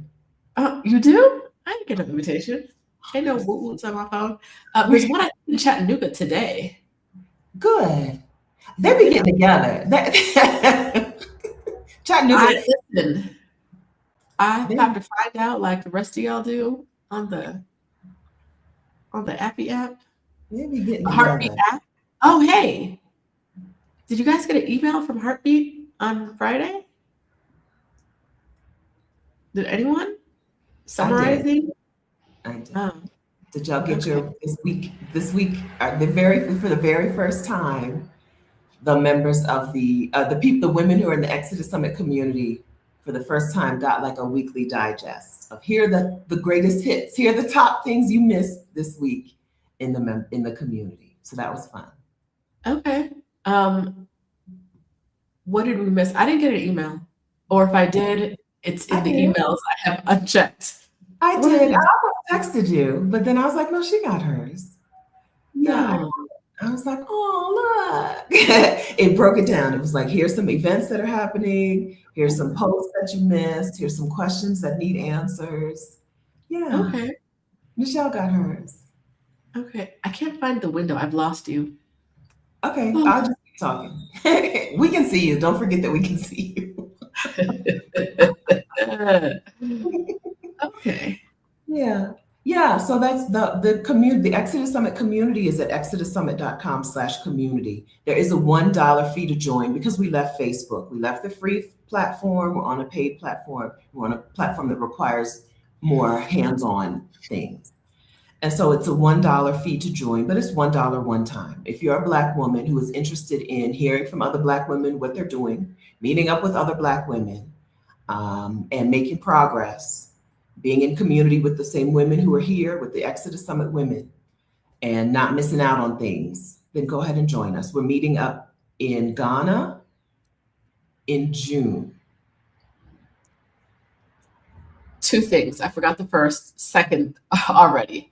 Okay. The second thing, though, is Ghana is a meetup, not a trip. I've seen some emails and requests for the people who are booking our hotel and the people who are booking our flights, and they want to get connected to whoever's planning events. Hey, no. We are booking our trips and our hotel, and we haven't done it yet. We don't know. We told you the dates. We promised we're going to be in Accra on those dates. That's it. We will see you around town. The community will. So the way we've done 5 meetups, we've done a number of meetups. I'm not going to count because I'm old.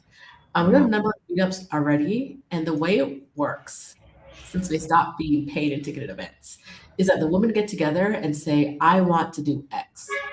I want to do Y.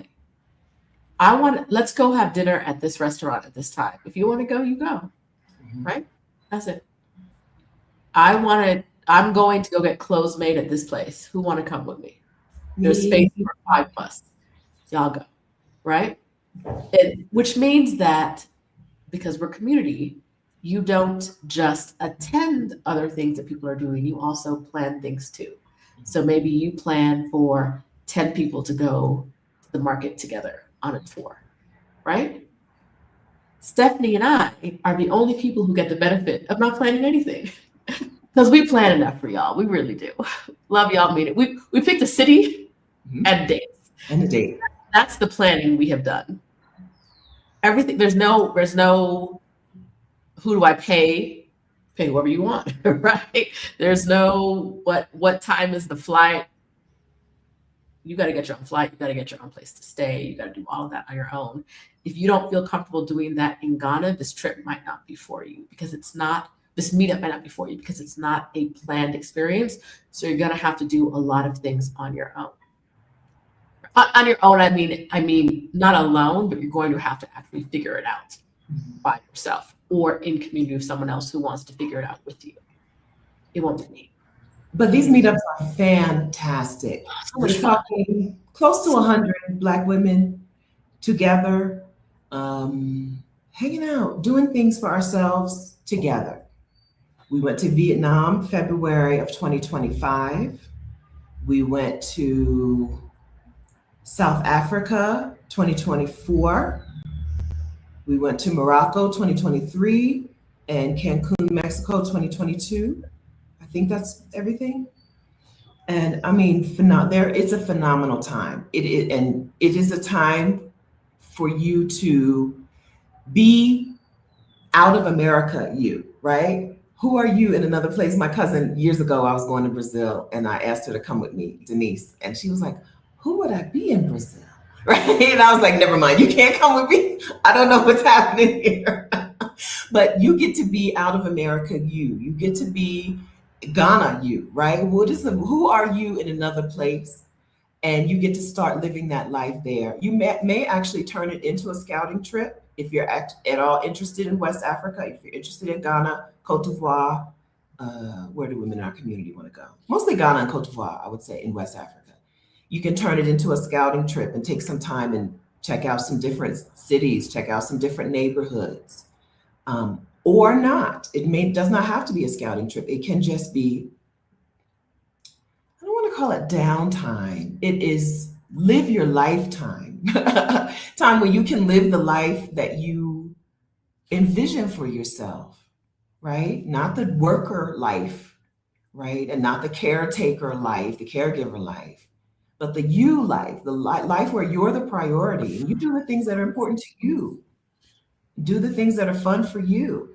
We got so much clothes made in Vietnam. Every time we would go to the clothing shop, it would be other women there. It would be other Exodus Summit women there. Rashida and I would be like sneaking off, go get our stuff altered or whatever, and boom. Walk a room full of people. Hey, friend. We went and got our shoes. We got out of our taxi once in Vietnam, and this man said, "You're friends with Anna, huh?" She didn't go to this shop. Anna went to this other shop over here. Anna went over here. Don't go here. Anna went. And we were like, he just saying stuff. And when he showed us a photo, we're like, yeah, that's Anna. That's it. Yeah. He said, y'all, come with me. And just that, like, kind of not being known, but like being in a community, when 100 Black women touch down in any city around the world, it adds a little something, right? And 100 Black women who are here for the same reason, here to make friends, right? It's not the kind of thing where you're like, I don't know anyone, so I can't go, because nobody know anybody. Mm-hmm. You meet on the trip. That's the point. Ain't no cliques, because these do not know each other. Some people will have gone on other trips before and will know each other, but the majority of people are meeting from scratch, right? It's a very safe space. It's a very friendly place. Because we're not planning any events, if you have a partner who is not a woman, not a Black or woman, a Black woman, Black women. To anything Stephanie or I plan, Black women only. If it's an event that someone else plans, ask, can I bring my spouse who is not a Black woman? Can I bring my children? Can I bring my dad? Whatever it is, you can ask the question. Some people don't care, right? Some events are going to be open. Some events are not. But if Stephanie and I plan anything, Leave them at home. Leave them at home. Or bring them to Ghana. Leave them at home. Leave them in the hotel. Bring them to Ghana. Y'all Yes, come to that's Ghana. what I mean. Yes. Yeah. Yes. Bring them to Ghana. Leave that 3-year-old in the hotel. She'll be fine. She's asleep.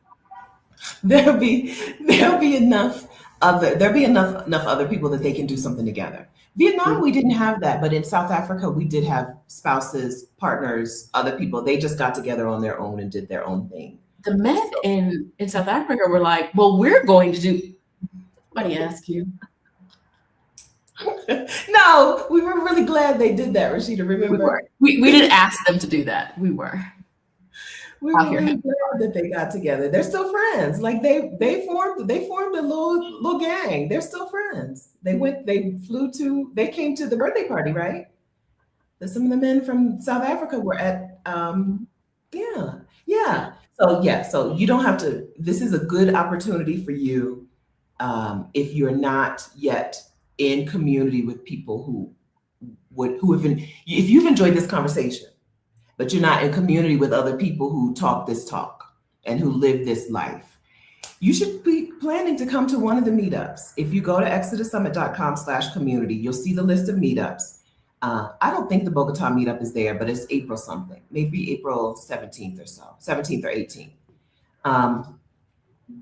Pick a meetup or 2 or 3 or 4 and plan to come. If you're coming to Ghana, you just, like Rashida said, understand that it's a meetup. It's not a group trip. It's a meetup. We're all going to be in the same city at the same time. And people will be saying, hey, I'm doing this. Hey, I'm doing that. Hey, I'm going here. Hey, I'm going there. And you just raise your hand. Everyone's really, really good at that. My impression of our last meetup in Vietnam is no one was alone unless they wanted to be. Mm-hmm. Right? Mm-hmm. All of your time was spent with other people, unless you want a downtime. Hello, introverts, right? You want a downtime, or you just wanted alone time for any reason at all, right? Otherwise, there was always something you could be doing with someone else. Don't think, oh, why would I go to Ghana if it's not going to be and then we have lunch at 12, and then we go to the zoo at 3, and then we go to the park at 4. It's not that, but you're still going to be in community and with other people. Yes, because one thing we're going to do is we're going to eat.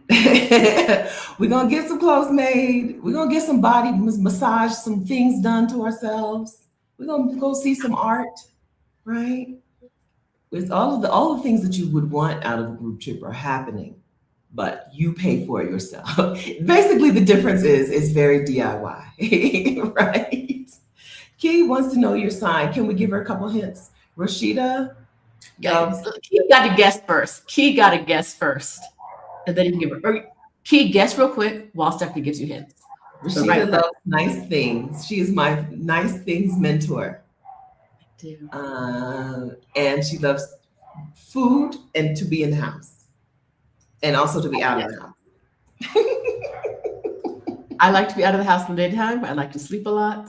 I like food. Yes, y'all know what that is. Mm-hmm. Hi. That's the one. That's the one. Nice. The Aries and Virgo guesses are y'all didn't. I'm talking about nice things. It's such a Taurus. It's the most Taurusy trait possible. She likes nice things. Okay. If Rashida walks into a store and something catches her eye, that is the most expensive thing in the store. We did this a couple times. We were in San Miguel a month or 2 ago, and a couple times we did that. I walk in a store and pick up something and be like, oh, I'm not in the right store, and I put it down. And I look at everything else, I'll be like, no, this is, it's just the one thing that caught my eye is the thing that. Absolutely. It's also why finding an apartment was really hard, because a lot of these things aren't nice. Vibe with Vita has a comment that I think is important for us, 1037. She says, you pretty much have to be wealthy to do all of this stuff. These are just dreams for most of us. I'm Stephanie's nice things mentor. I've been part of the nice things squad since I was 2. Since I could talk, since I could point, I've been part of a nice things squad. Stephanie has not. Oh, indeed. So were you wealthy before you got at my last job, I made $22 an hour. Okay, I made $22 an hour, and I worked significant overtime if I wanted anything, anything. I carried my electric bill over. I got to carry a balance on this wintertime electric bill. My electric bill, once it passed the $250 mark, I will pay you $250 until it's paid off. Okay. No, I think part of the reason that we really enjoy being in other countries is you can go to a place where you can afford a life that you want, you know? For the same money that I would be spending in Delaware, I can have a nicer life in Colombia. It's not to say it's not dirt cheap. Colombia, Costa Rica, the places I've spent the last few years, they're not cheap, right? But I can have a better life here than I had in Delaware. I don't I like I have a house guest and I was like, oh, I got the housekeeper's number. I have a little she wrote me a little piece of paper. I have her number in this little thing. I'm like, I forget to call the housekeeper to get the housekeeper to come. I'll do it while you're here so that halfway through she'll come and clean. I can't imagine having a house guest and being like, let me have a housekeeper come and clean for the house guest in Delaware. I ain't have that money. That's not how I lived my life in Delaware. I meant to do it before she came, but time is funny. Time gets out of, I get lost, you know. But I live a life here where I can do those things. It's a matter of getting clear. Like we said, the peace out protocol is where am I going? What does it cost? And where's that money coming from? Those are the first three things I named. It's a matter of what do I have and where can I live well on that money? And that's that. That's why listen, I was going to say, that's why Thailand is so popular. One of the reasons, it is a great place. It's a wonderful place. It's beautiful and the people are nice and the food is amazing. Thailand is an A plus. But also, you can live really nicely in Thailand on under $1,400 a month. I Really paid nice. I paid without negotiating. I paid 480 for a full apartment in Chiang Mai for a month without any negotiation skills and without any long term. It was a short term, right? 480 for a month for a full apartment. Don't count yourself out, friends. Don't count yourself out. Uh-uh. Yes, this is my organization. These are all the important things in my life right now. This is my with a little mini paperclip which Rashida gave me. Ooh, forgot about this. I keep Stephanie my- likes many things, right? Shrinkable things, shrinky dinks. So she don't want a regular clothespin. She wants a tiny, cute clothespin. Little tiny So if you have a clothespin. tiny, cute clothespin, you give Stephanie. These are these are my most pressing matters in my life, and I just keep them close pinned to my affirmation card that says, "Welcome to the dream space. Another world is possible." Is that from Trisha Hersey's deck? Yes, this is from the rest deck. Yes, Okay. I keep these right here so I know where the housekeeper. I have the housekeeper's phone number, I have my neighbor's phone number, and I have the laundryman's phone number. Oh, my laundry. The laundryman came and took all my sheets and towels except for what's the one round, right? All my sheets and towels, and took them away. And he's gonna bring them back. I can't imagine sending my laundry out in Delaware. No, no. My cleaning lady comes yesterday. She comes every week. I had a house sitter. She came every week while the house sitter was here. Right? Every week. I pay her more now because the place is bigger than the last place, and she's unpacking for me so well. Just moving things around, organizing things. It's great. It's great. Good. The first thing I was going to say before, but I forgot, is that if you did not get the newsletter from us, you probably have your email notifications turned off. I'm not saying turn on I don't know. I haven't been in the back end to know if you turn on email notifications, look at an email about every post. I'm sure there's a way to not do that. In fact, I should do that right now just to find out for sure.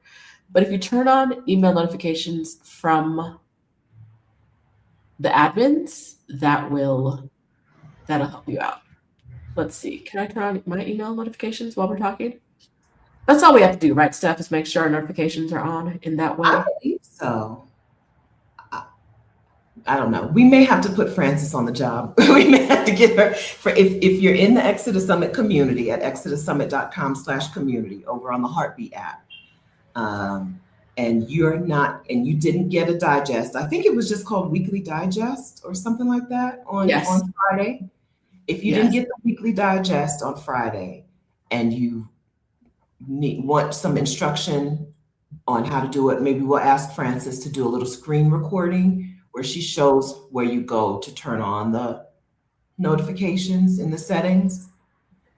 And she'll put that in the community. But you may be able to figure it out today. If you go over there, you may be able to figure it out in the settings. Email me about Weekly Digest. For me, is off, which is why I did not get one. Yeah. So that's a separate thing. You can turn on the Weekly Digest if you want to get that. A lot of you were saying that you wanted to get a Weekly Digest. So if it's something you want from us, from the Exodus Summit community, this is the free community. It's $1. It's a minimum $1 fee to join. Turn on Weekly Digest. Yes. Yeah, you'll want that. So we know that the problem with leaving Facebook, for all the benefits, the problem with leaving Facebook is now you have to remember to go to another place to find our stuff and be with us. And so the Weekly Digest at least will be a great reminder. Oh, yeah, let me open up the Exodus Summit app and see what they talk about, right? Let me see whose question I can answer. Let me ask a question I have. Let me meet somebody new. Let me figure out when the next meetups are. So that Weekly Digest will be a great reminder, I think, to come to poke your head into the community and see what's going on. So I think you do want to turn that on, if nothing else. You do want that. I understand not wanting all notifications because I don't want all notifications, which is why I didn't get the email. Because I have my notifications are. My phone should never make a noise, is my goal in life. There should be nothing flashy. My email is already too full. But I turned on the Weekly Digest because apparently I want to know what's going on in the Heartbeat app. In the Exodus Summit. Do you have time? Do we have time to do some flash questions? What do they call them? Rapid fire? In about 30 seconds, we will. Okay? All right. Let me know when you're ready. Okay. So friends, if you have a question, go ahead and type a question out. Put Q in front of it so we'll know. Oh, wait, you meant that. Remove. Okay. We'll do that. Okay. So go ahead and put some Qs in there. And one more time, let me give you the links. Exodus Summit community is exodussummit.com/community, $1 one time to join. And then the Exodus Summit membership, Exodus ASAP membership, where we're coaching you on your move abroad and you're getting your peace out protocol together, is exodussummit.com. No, it's not. It's exodusasap.com. Okay. exodusasap.com for Exodus ASAP. And then exodussummit.com/community for the Exodus Summit community. I'm telling you, ASAP, the women are making progress. I know $247 for a month is a significant investment, right? That's a significant amount of money.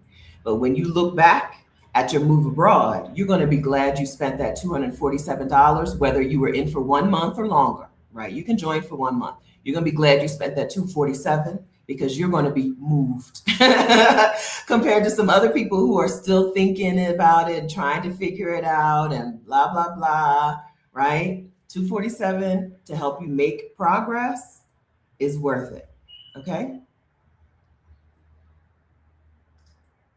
I'll answer this one. Can you start promoting our YouTube channels to make digital income?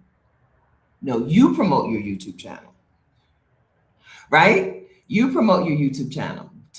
What is your YouTube channel? Make videos, get YouTube on your side, get your YouTube algorithm on your side. You do it, right? I do have women who are guests on my channel, and when they're guests, we talk about their YouTube channel. We talk about their YouTube channel. We talk about their podcast. We talk about their coaching program, right? But you get YouTube on your side. The benefit of YouTube is that you tell YouTube who you want it to bring over to your thing. Okay, ready for some rapid fire? Yes, let's go. And rapid fire is as fast as we feel like going. Okay. Can going to school in another country help you get residency in that country? Absolutely. We'll be talking about that in March in Exodus ASAP, and we're going to talk about what programs are good in what countries, like which ones are really popular and people have had a lot of success with. And going to school can mean, in some countries, it's specifically learning the language, but in some countries, it's learning whatever, right? You want to learn how to apothecary, perfumery. I think perfumery is the word I mean when I say apothecary. You want to study perfumery in France? They have a student visa, right? Yes. Okay. Would you recommend putting some things in storage until you decide what to do? If you've already decided you want to leave the US, no. I put things in storage because I was going to be gone for a year, and I never saw those things again until 5 years later. When I had to clear out my storage, and I had paid whatever that woman said the rent. I think I paid that whole $72,000 on rent in that storage. That's the rent I'll tell you not to do, is putting stuff in storage, right? What I really needed could have gone in someone's closet. If I had known I wasn't going to come back to my old life. Now, my problem, I told you earlier, is I don't like getting rid of things. It was, if I had taken the time to declutter at the last minute, I wouldn't have had to put myself in storage because the stuff would already been gone somewhere else. Yeah. We're talking about that in March also. We're doing a spring cleaning, decluttering session, half of a month. No, a full month is spring cleaning and decluttering, especially in the accountability groups, and then the coaching is going to be about residencies. But a lot of times we put things in storage because we haven't handled our business ahead of time. And then last minute, it's like, what do?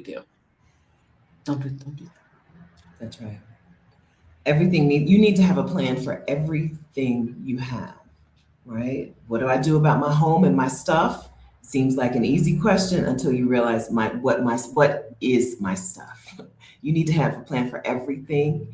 And if you put stuff in storage, you need to calculate what 5 years of storage is going to cost. That is not, I don't know. I know we had one woman who's in Spain, and she had stuff in storage for 4 years.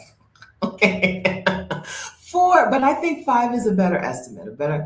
I don't know people who put things in storage for 6 months and then they come back and take care of it. We're talking years. Okay, thank you for that. So related, did you have a music collection? And if so, what did you do with it? What did you collect? And what did you do with it? Books. And when I went to empty out my storage unit, I had to sell them for whatever's less than pennies on the dollar. I sold them to half price books for, because when I emptied out my storage unit, I came down with 7 suitcases of stuff. And that was after I spent 2 weeks decluttering and getting rid of things. There were 7 suitcases left. And that means I sold, I think every book I have some books back here, but everything else I sold. So the books were the hard part. And I know a lot of you are saying that you don't want to get rid of your books. And I got rid of some signed to me books. But everything can't go with you to your new life. If you want everything to go with you to your new life, you're living your old life. And I say this as a person who has a hard time getting rid of things, right? You're stuck in your old life if you can't get rid of some of the things. So, Erica, there may be some music that you can't get rid of, but there may be some music you have to get rid of based on where you're going, what you're doing, and what your move looks like. However, I thought earlier you're looking at getting your papers together for temporary residency. Once you get residency, Mexico does have a program that allows you to move things down, household goods down, without paying import taxes on them. So if that's what you want to do, and you know the place you want to move to in Mexico is your final destination, but how could we ever know that? But if you believe it is, bring what you want. But just know that it gets harder the more stuff you have, the more stuff you come down with.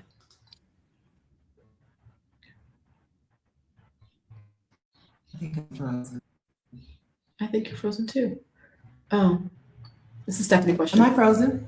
You are frozen, but we can hear you. Okay. All right. Then how did we meet? That's a you answer. You tell the story. Really. Rashida and I were both taking our sabbaticals career breaks, bopping around the world around the same time, and we were both sharing it on Instagram. And we had a mutual follower named Courtney, and she was like, "I think you two should meet." Rashida was already doing YouTube videos. I may have had I don't think I had a YouTube channel at the time when we met. Rashida was like, "Okay, hi Stephanie, would you be a guest on my YouTube channel?"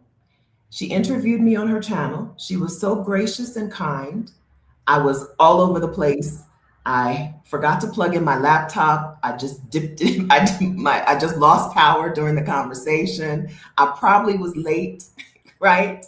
And she was so gracious and so kind, and her love for Black women was so forward, front, right? That I was like, "Oh, we're friends now." You thought this was a conversation. We are friends now. And so we're friends now. We became business partners before we ever met in real life, because somebody said, y'all two should, here's her Instagram. Do you know her? And because Rashida was like, "Let me take some action on that. Let me holler at her and see if she wants to have a conversation." And that's it. And that was 2019, maybe? Yeah, probably 2019, because by December of 2019, we did the 12 days videos. And I was like, now that we've had one conversation, let's do a whole big project together.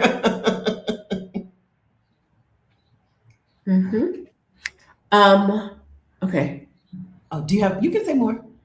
No, it was a different topic. It was a thingy. So let's do this one. Okay. So Nikita's question is about if the U.S. Virgin Islands counts as leaving the country, but instead, can we flip this question into, can you name a couple of soft landing places, some places that might be a little easier for a Black woman from the U.S. to move to? Yes, but I also want to answer her question. Okay. It doesn't matter what I think. It matters what you think, right? If the U.S. Virgin Islands doesn't feel like America to you, live your best life. I do think that places that are within American control and domination, unfortunately, may be a little bit easier, right? Because you don't need new residency. You can move there. A place like USVI, where they speak English, is going to be a soft landing place. English-speaking countries are going to be a softer landing place. Places that use the US dollar are going to be a softer landing place. Places where you don't have to get residency, where you can come and go easily, softer landing place. So it's a whole host of things, but I think it depends on which one of those factors is most important to you, right? Do you not want to do conversion of what this dollar, what is that peso? What is the amount in dollars? If that's going to irritate you, go to a place where it uses the US dollar, like Panama, right? If you want to speak English and you don't want to speak another language, go to a Caribbean country, right? If you want a lot of them, not all of them. If you want to go to a place where you don't have to get residency, go to a place that is a US territory that still feels like you're outside of the US. Mm-hmm. Yeah. Puerto Rico feels different, but also you can tell it is like a mistreated territory of the United States. When you get on like highways in Puerto Rico, you'd be like, "Oh, the United States is not giving Puerto Rico money for highways." But also it feels very Caribbean, it feels very different. And so if you think it counts, it counts. I agree with Rashida. Go ahead. No, you go. I wanted to talk about the luxury bucket list because she says she has about 100 pairs of designer shoes and purses, and she might put it down to 80. We're talking in the idea of like getting rid of things and collections to leave. What I would say is the more you move with, the more you have to keep track of. And I haven't seen all your comments on the topic, but one thing I want to say to anyone with a collection of things that are valuable, but they're not all deeply heartfelt and meaningful. If this thing is going to leave your life, would you rather sell it when you have the option to, or have it flip off in a box of things that didn't show up off the back of a truck or that disappeared some way along the way, right? Yeah. I just moved, and the entire time I was like, there's no like count of boxes, so I have to make sure that all the things these people are leaving my apartment with actually show up in the new apartment. That's a lot of brain space, right? Yeah. My most expensive purses, Adelia still has them. Because I wouldn't put them on my expensive jewelry. Adelia still has that because I wouldn't put it on the back of the truck. But you can't do that with 80 pairs of shoes. You could, theoretically. But that's a lot of work. So I would say if you have a collection of anything that is expensive, but not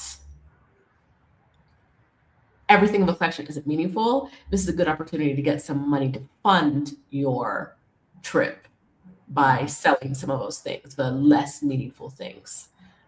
Because having to like if you can't love all of those shoes and give them the brain space of how will I keep them safe in a completely different world than I'm used to living in. Just my thought about collections in general. Yeah. Yeah. Yeah. Kat says, how much are you willing to let go of to live the life you actually want? Yeah. Yes, indeed. Okay. All right. I think we did a good job. Okay. Okay. I misspoke earlier. I said something about $1,000 a year in Panama. My brain isn't fully on, baby. I'm getting over it. Whatever it is. It's $1,000 a month. $1,000 a month. If you have $1,000 a month for life, there are countries that are like, please come here, welcome, and some of them don't care if you don't need to be like 65 or whatever. Okay. All right. So there are some new women around here. Some of you are asking about where to start. So I think we laid out a good case for who should start with residency. And kind of like how to start with residency, how to find out what you qualify for. Quickly though, I do want to say a lot of you will really love a life where you don't live anywhere in particular, bopping around the world, let yourself be free. I know it sounds cuckoo bananas right now, but once you start researching places, you're going to be like, well, I just want to see the world. That is also a choice. That is also a wonderful option. Rashida and I both did it. We loved it. We recommend it. So taking some time to see the world without tying yourself down to one location is underutilized. It's our world. Do it. Okay. All right. I've dropped some links on places where you can continue this conversation with us. The Exodus Summit community, the Exodus ASAP membership. I haven't linked to Rashida's YouTube channel at all. And I also didn't make you a collaborator because I couldn't. I think you can't do it. Wait. I'm only here because you said I was going to be a collaborator. And I'm like, I'm leaving. I forgot, but I don't think you can do it until after the video is over. Either you can't or I didn't see how. I know I'm just totally messing up. But let me give you the link to Rashida's YouTube channel. Rashida goes live on most Sundays at 11 a.m. Eastern time. Yes. Well, I told you Rashida is my nice things mentor, but she also she sparks so much jealousy in me because Rashida's YouTube channel is just called Rashida. She is the only. I cannot get my name on a keychain though, baby. So don't worry, right? Like we all have our thing. You can go to ROSHIDA on YouTube. Can you imagine? Everyone is named Stephanie. Rashida's channel is Rashida, and live on Sundays, 11 a.m. Eastern time. She talks to Black women who are interested in this thing. So get yourself there. Go ahead I would go ahead and hit subscribe now if you're not already subscribed, and turn on your notifications now if you haven't done that part. Okay, that way you are taken care of. Some of the process, we talked about the 8th step in the Move Abroad, or the 8th piece of Move Abroad is mindset and fear and taking action. Some of that requires you to give yourself good input, right? You can't have good output without good input. We got to input the good information, and you receive that on Rashida's YouTube channel. Not to put you on the spot, but do you know what tomorrow? Okay. So we'll all find out together what we're talking about tomorrow. Why would I already have that information? We'll find out together. what tomorrow's topic is on Rashida's YouTube channel. But go ahead and subscribe now and turn on notifications now so that you don't miss out. Okay. Yeah. I'll be here tomorrow talking about something. I don't know. I'm trying to survive. I think I have a flu. It's been over a week. And I have a Spanish test on Tuesday and Wednesday and a presentation in Spanish on American National Parks on Monday. A PowerPoint presentation in Spanish. And it needs to have different verb tenses, and it needs to have diminutives and there's all kinds of criteria for it in Espanol. Just because I'm taking a college class, doesn't mean we have to act like a class at a college. Doesn't mean we have to act like it's a college class. I don't. They're taking it too seriously? Are they? Wait. A 2-day exam?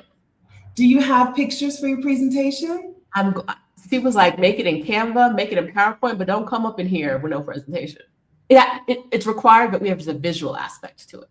Yeah. Now, Adelia took this same class last year. She didn't have to do no presentation. No visual app.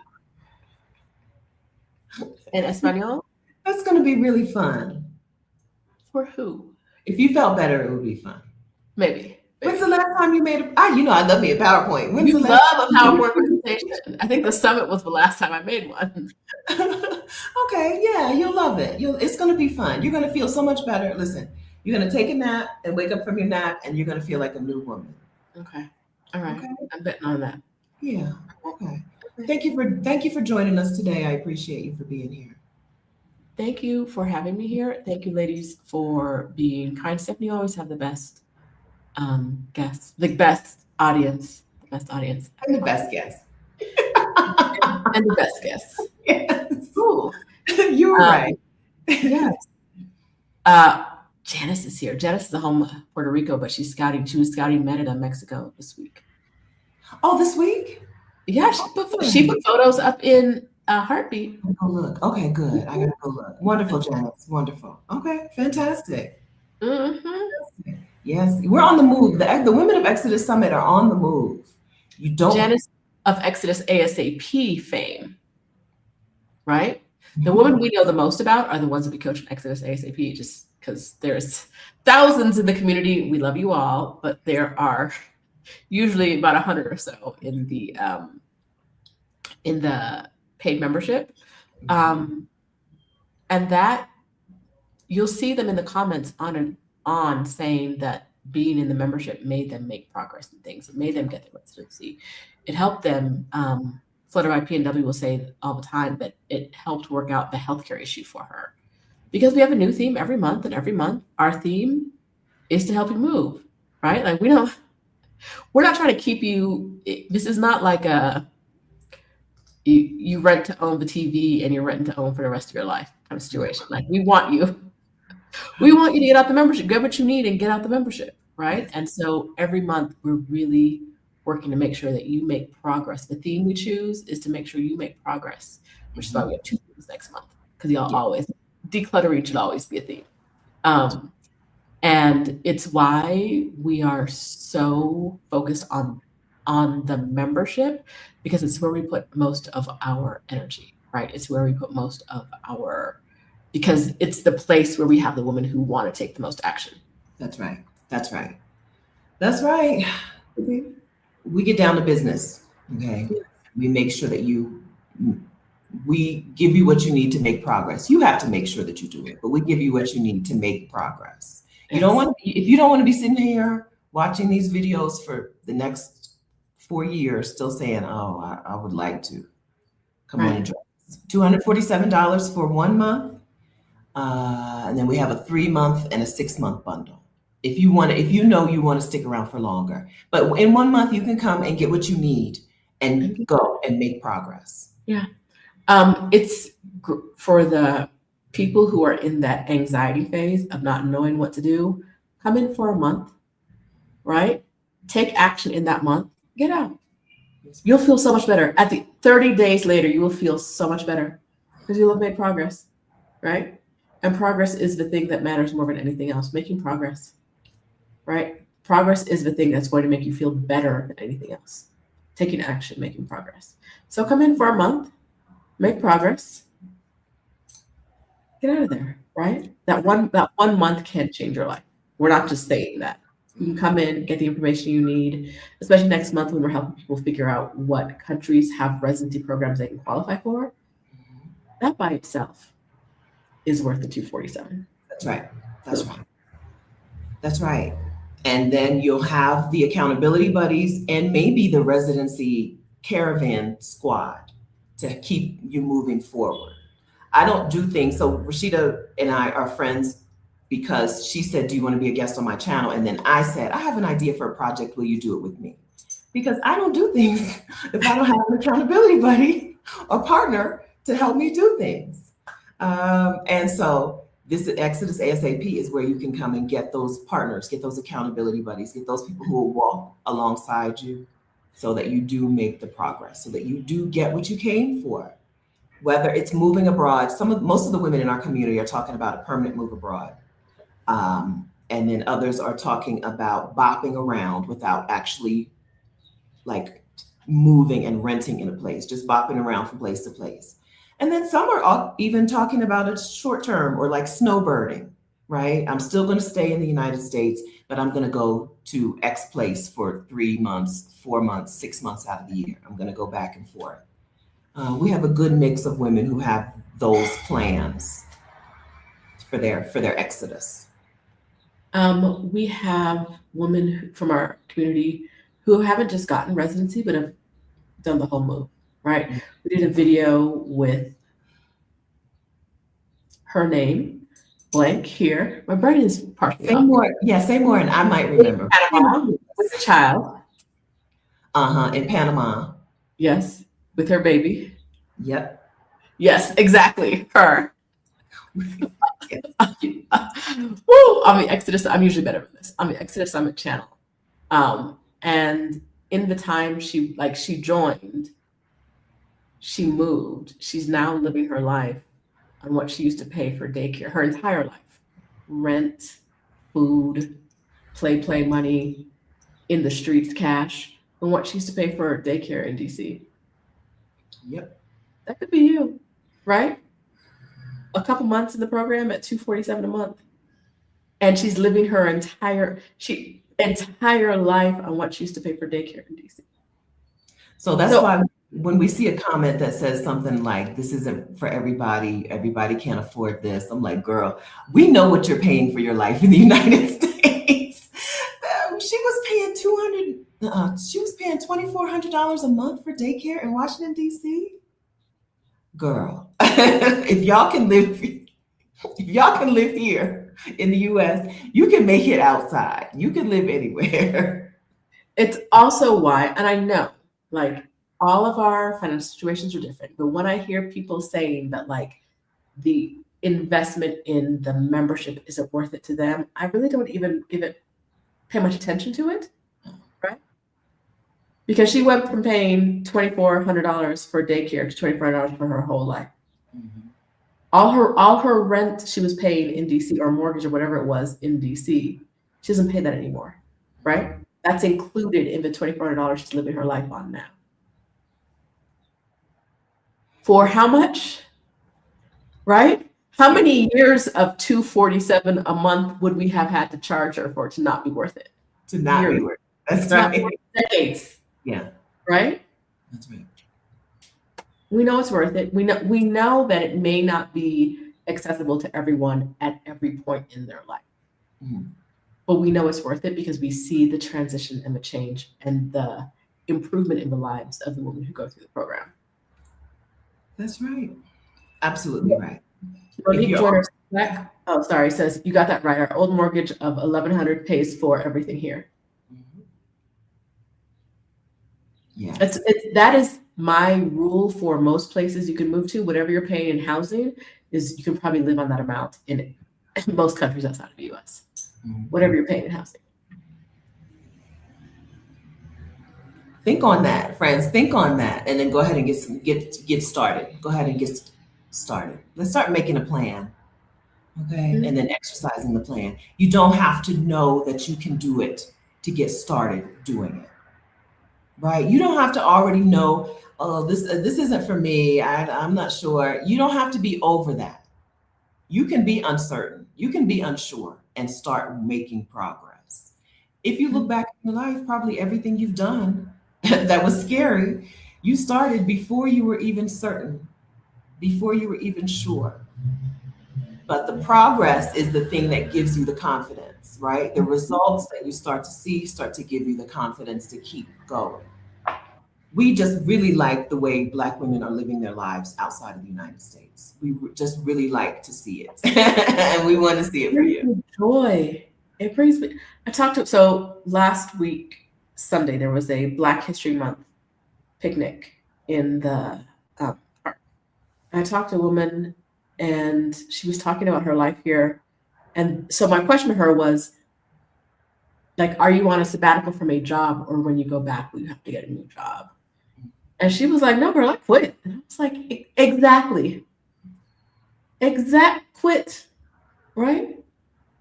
She's a person who's, the company she works for has an office here. And they were still like, no, you can't work from there. So she was like, in that case, goodbye. It sounds scary and it sounds crazy, but it's so freeing to take that power back, right? It's so free to take that power back and say, I can build a life I want to live. There may be some sacrifices. There may be some uncertainty, like where's that money going to come from, right?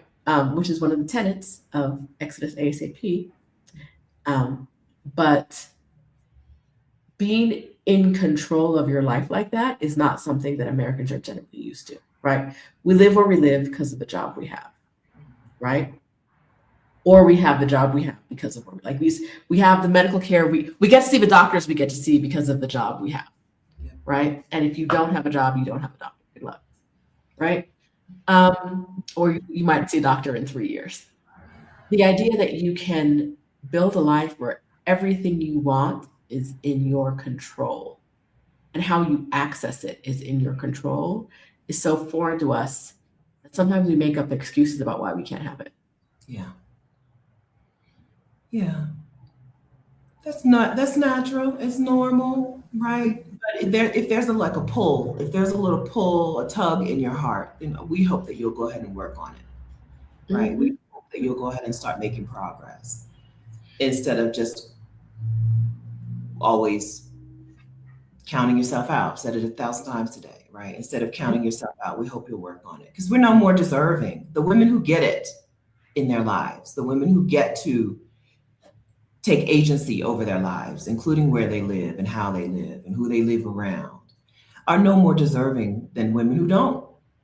The difference is not what we deserve or don't deserve. The difference is not what money we make or don't make. The difference is the actions that we take. Yeah. Right. I remember Asia from Puerto Vallarta said to me once in a video I did about her not having a lot of money before she moved abroad, that when she was moving with her son, and when she was moving, she was willing to do some things other people weren't willing to do. Like she moved down, the only money she had when she moved down is what she was supposed to pay in the next month's rent. Whatever 1 month's rent was in Atlanta, that's all the money she had. She moved to Puerto Vallarta with that money. And she was like, other people aren't willing to do, like a lot of other people wouldn't do that. And so they don't move. But her income's increased since she's been down here. Her son is thriving. She's been there for 8-10 years now. Yeah. I think close to 10, if not 10 already. Thriving. Right? That's right. It didn't take much. Mm-hmm. That's right. Okay, friends. We've given you the links to the next steps for you. Okay. We hope you'll take them. Please take some next steps. Let's keep it going. Okay. All right, Rashida, take good care. Thank you again. Thank you for having me. Are you sending me food? I would. Do you want me to order some pork belly? Do you have a pork belly delivery man? I don't have a pork belly delivery man. I have to work on that. Y'all look. If pork belly's on the menu, I'm ordering pork belly. Robbie, do you want me to send you some Rappy things? No, I cooked last night. I don't even have your new address. I can't send you anything.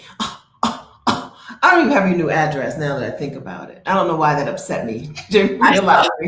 I was looking at something on my map and I saw a random like So a gold star on something in Bogota, and I was like, "Is that where Stephanie lives?" Because I don't have her address, but I think I have it. I think that's what this dot on the map is. I think that's Stephanie's place because I don't know. It's a residential build. Why would I have started this residential building? Yes. Stephanie lives. Yes. Yeah. Adelia's got a pork belly place. Oh. Do some pork belly. You're gonna feel so brand new. Take a nap, eat some pork belly, take a shot of rum. You got rum open? Always. Always. Take a shot or two. You're gonna feel so great. And then when you study for the when you study for the test, things are just gonna flow so easily, and your presentation is just gonna be so exciting and fun. Glacier National Park, Arches National Park, Gateway, whatever National Park. I'm good. Solid. Solid. Do you know there's a national park in one of them islands we took over? Not Guam. Who knows what I'm talking about? One of y'all knows. You're very bright people. There's a national park. It's very beautiful. It's our most recent national park. At this point, we're just scatting, y'all. Apologies. I think it starts with an S. Why do I not have this? Anyhow, it is. Yes. Starts with an S.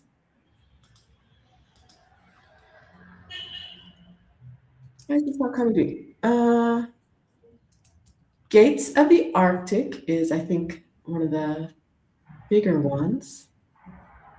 Oh, I don't have it right now, y'all. One of them islands is a really beautiful national park. Oh, I don't even know what islands that would be. Okay.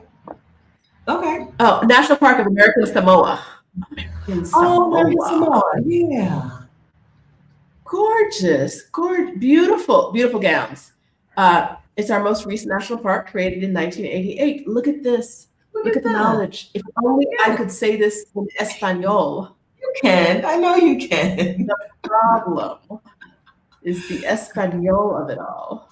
You can. I know you can. Created. You know past tense. That's simple. That's just regular past tense. You know it. You know you can do it. You got it. I know 4 or 5 different past tenses. It's choosing the right one. Yeah, that's just the easy one. And by no, I mean I have learned them in class. I don't know.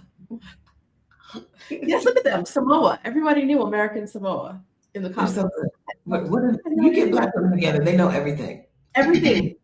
That's the point of being in community with Black women. Everybody knows everybody.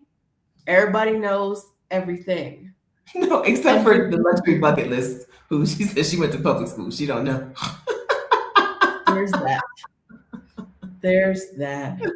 Yeah. Okay. I forget about American Samoa. I forget. Yeah. That's another place you could probably go. I don't know what it looks like, but it's a place you could go without a passport. It's probably not the best choice to go without a passport, because if something goes wrong, you're just stuck on a rock and you can't get to a neighboring country. So disregard. Look at Adelia talking about Saipan, because she knows she knows multiple S islands. I couldn't even think of one. Look at her knowing things. Yeah. Okay. Yeah, it's gonna be fantastic. You're gonna have so much fun making that presentation. And you're gonna deliver it it's gonna just flow. The words are just gonna flow. It's gonna be awesome. In Espanol. Yes. All right. So we're gonna spend this next week, between the time you see Stephanie again, figuring out what your next step for the thing you want to do is. Is it moving abroad? Is it taking a sabbatical? Is it taking a career break? Take a step in the week. We're not saying reach finish line. We're not saying like give away everything in your home. We're saying take one step. Please do that. Okay. Do that for us. Do that for you. Do that for your future. Mm-hmm. All right. Connie Perry says good luck. Thanks, Mom. Thank you, Mom. Thank you, Stephanie's mom. I can't say Mom. You can just do that. That could be your video tomorrow. While you could just make it live on your channel for your Spanish class. I'm mostly right now just copying information from Wikipedia, and I'm gonna pick and choose what I want and then translate it. And I was like, but are they gonna ask me about sources? And I was like, wait, this is not a. It's a college class, but it's not that kind of college class. Because she asked me about sources, I'm about to be like, I took it all from the internet. Is it true? I don't know. Is this really the number of people? The source is me, the American. Okay, I'm telling you about American national parks. I would be the authority here. Are you telling me I'm wrong? Ooh, that sounds really fun. It's going to be great. It's going to be great. Let us hope. Okay. All right, friends. Have a wonderful Saturday. Do what Rashida said. Okay, she gave you your homework assignment. Go ahead and do that. While she's doing her homework, you do yours. All right, and then tomorrow at 11 a.m. Eastern time, I'm gonna come and talk to you guys about something. What do you want to talk about? We'll talk about it. Come to my channel and tell me in a comment what you want me to talk about tomorrow. Do that. Go to her most recent video and leave a comment letting her know what you want to talk about tomorrow. Do that. Because my most recent video, if you haven't seen it, was about the nomad capitalist, how he's leading y'all astray, leading y'all down bad roads. So if you haven't watched that, watch that. Because if you like him, we've got a thing or two we got to talk about. This is a video about how not to be a colonizer. Okay? All right. Yes. Well, yeah, go ahead and watch it. Go ahead and watch it. Don't just leave a comment. Go ahead and watch it. Take that information in, inject it into your veins. Okay? Yeah. How not to be a colonizer. Uh-huh. Okay. Thank you. We would appreciate that. If you're going to be a part of Exodus Summit, we would appreciate if you would be a little less colonizerish. Thank you. Only one person showed up in the comments defending him and saying we should learn from him. I was like, I'm proud of y'all. Proud of y'all for not doing that. Girl. All right, friends. Okay. Until next time. Bye.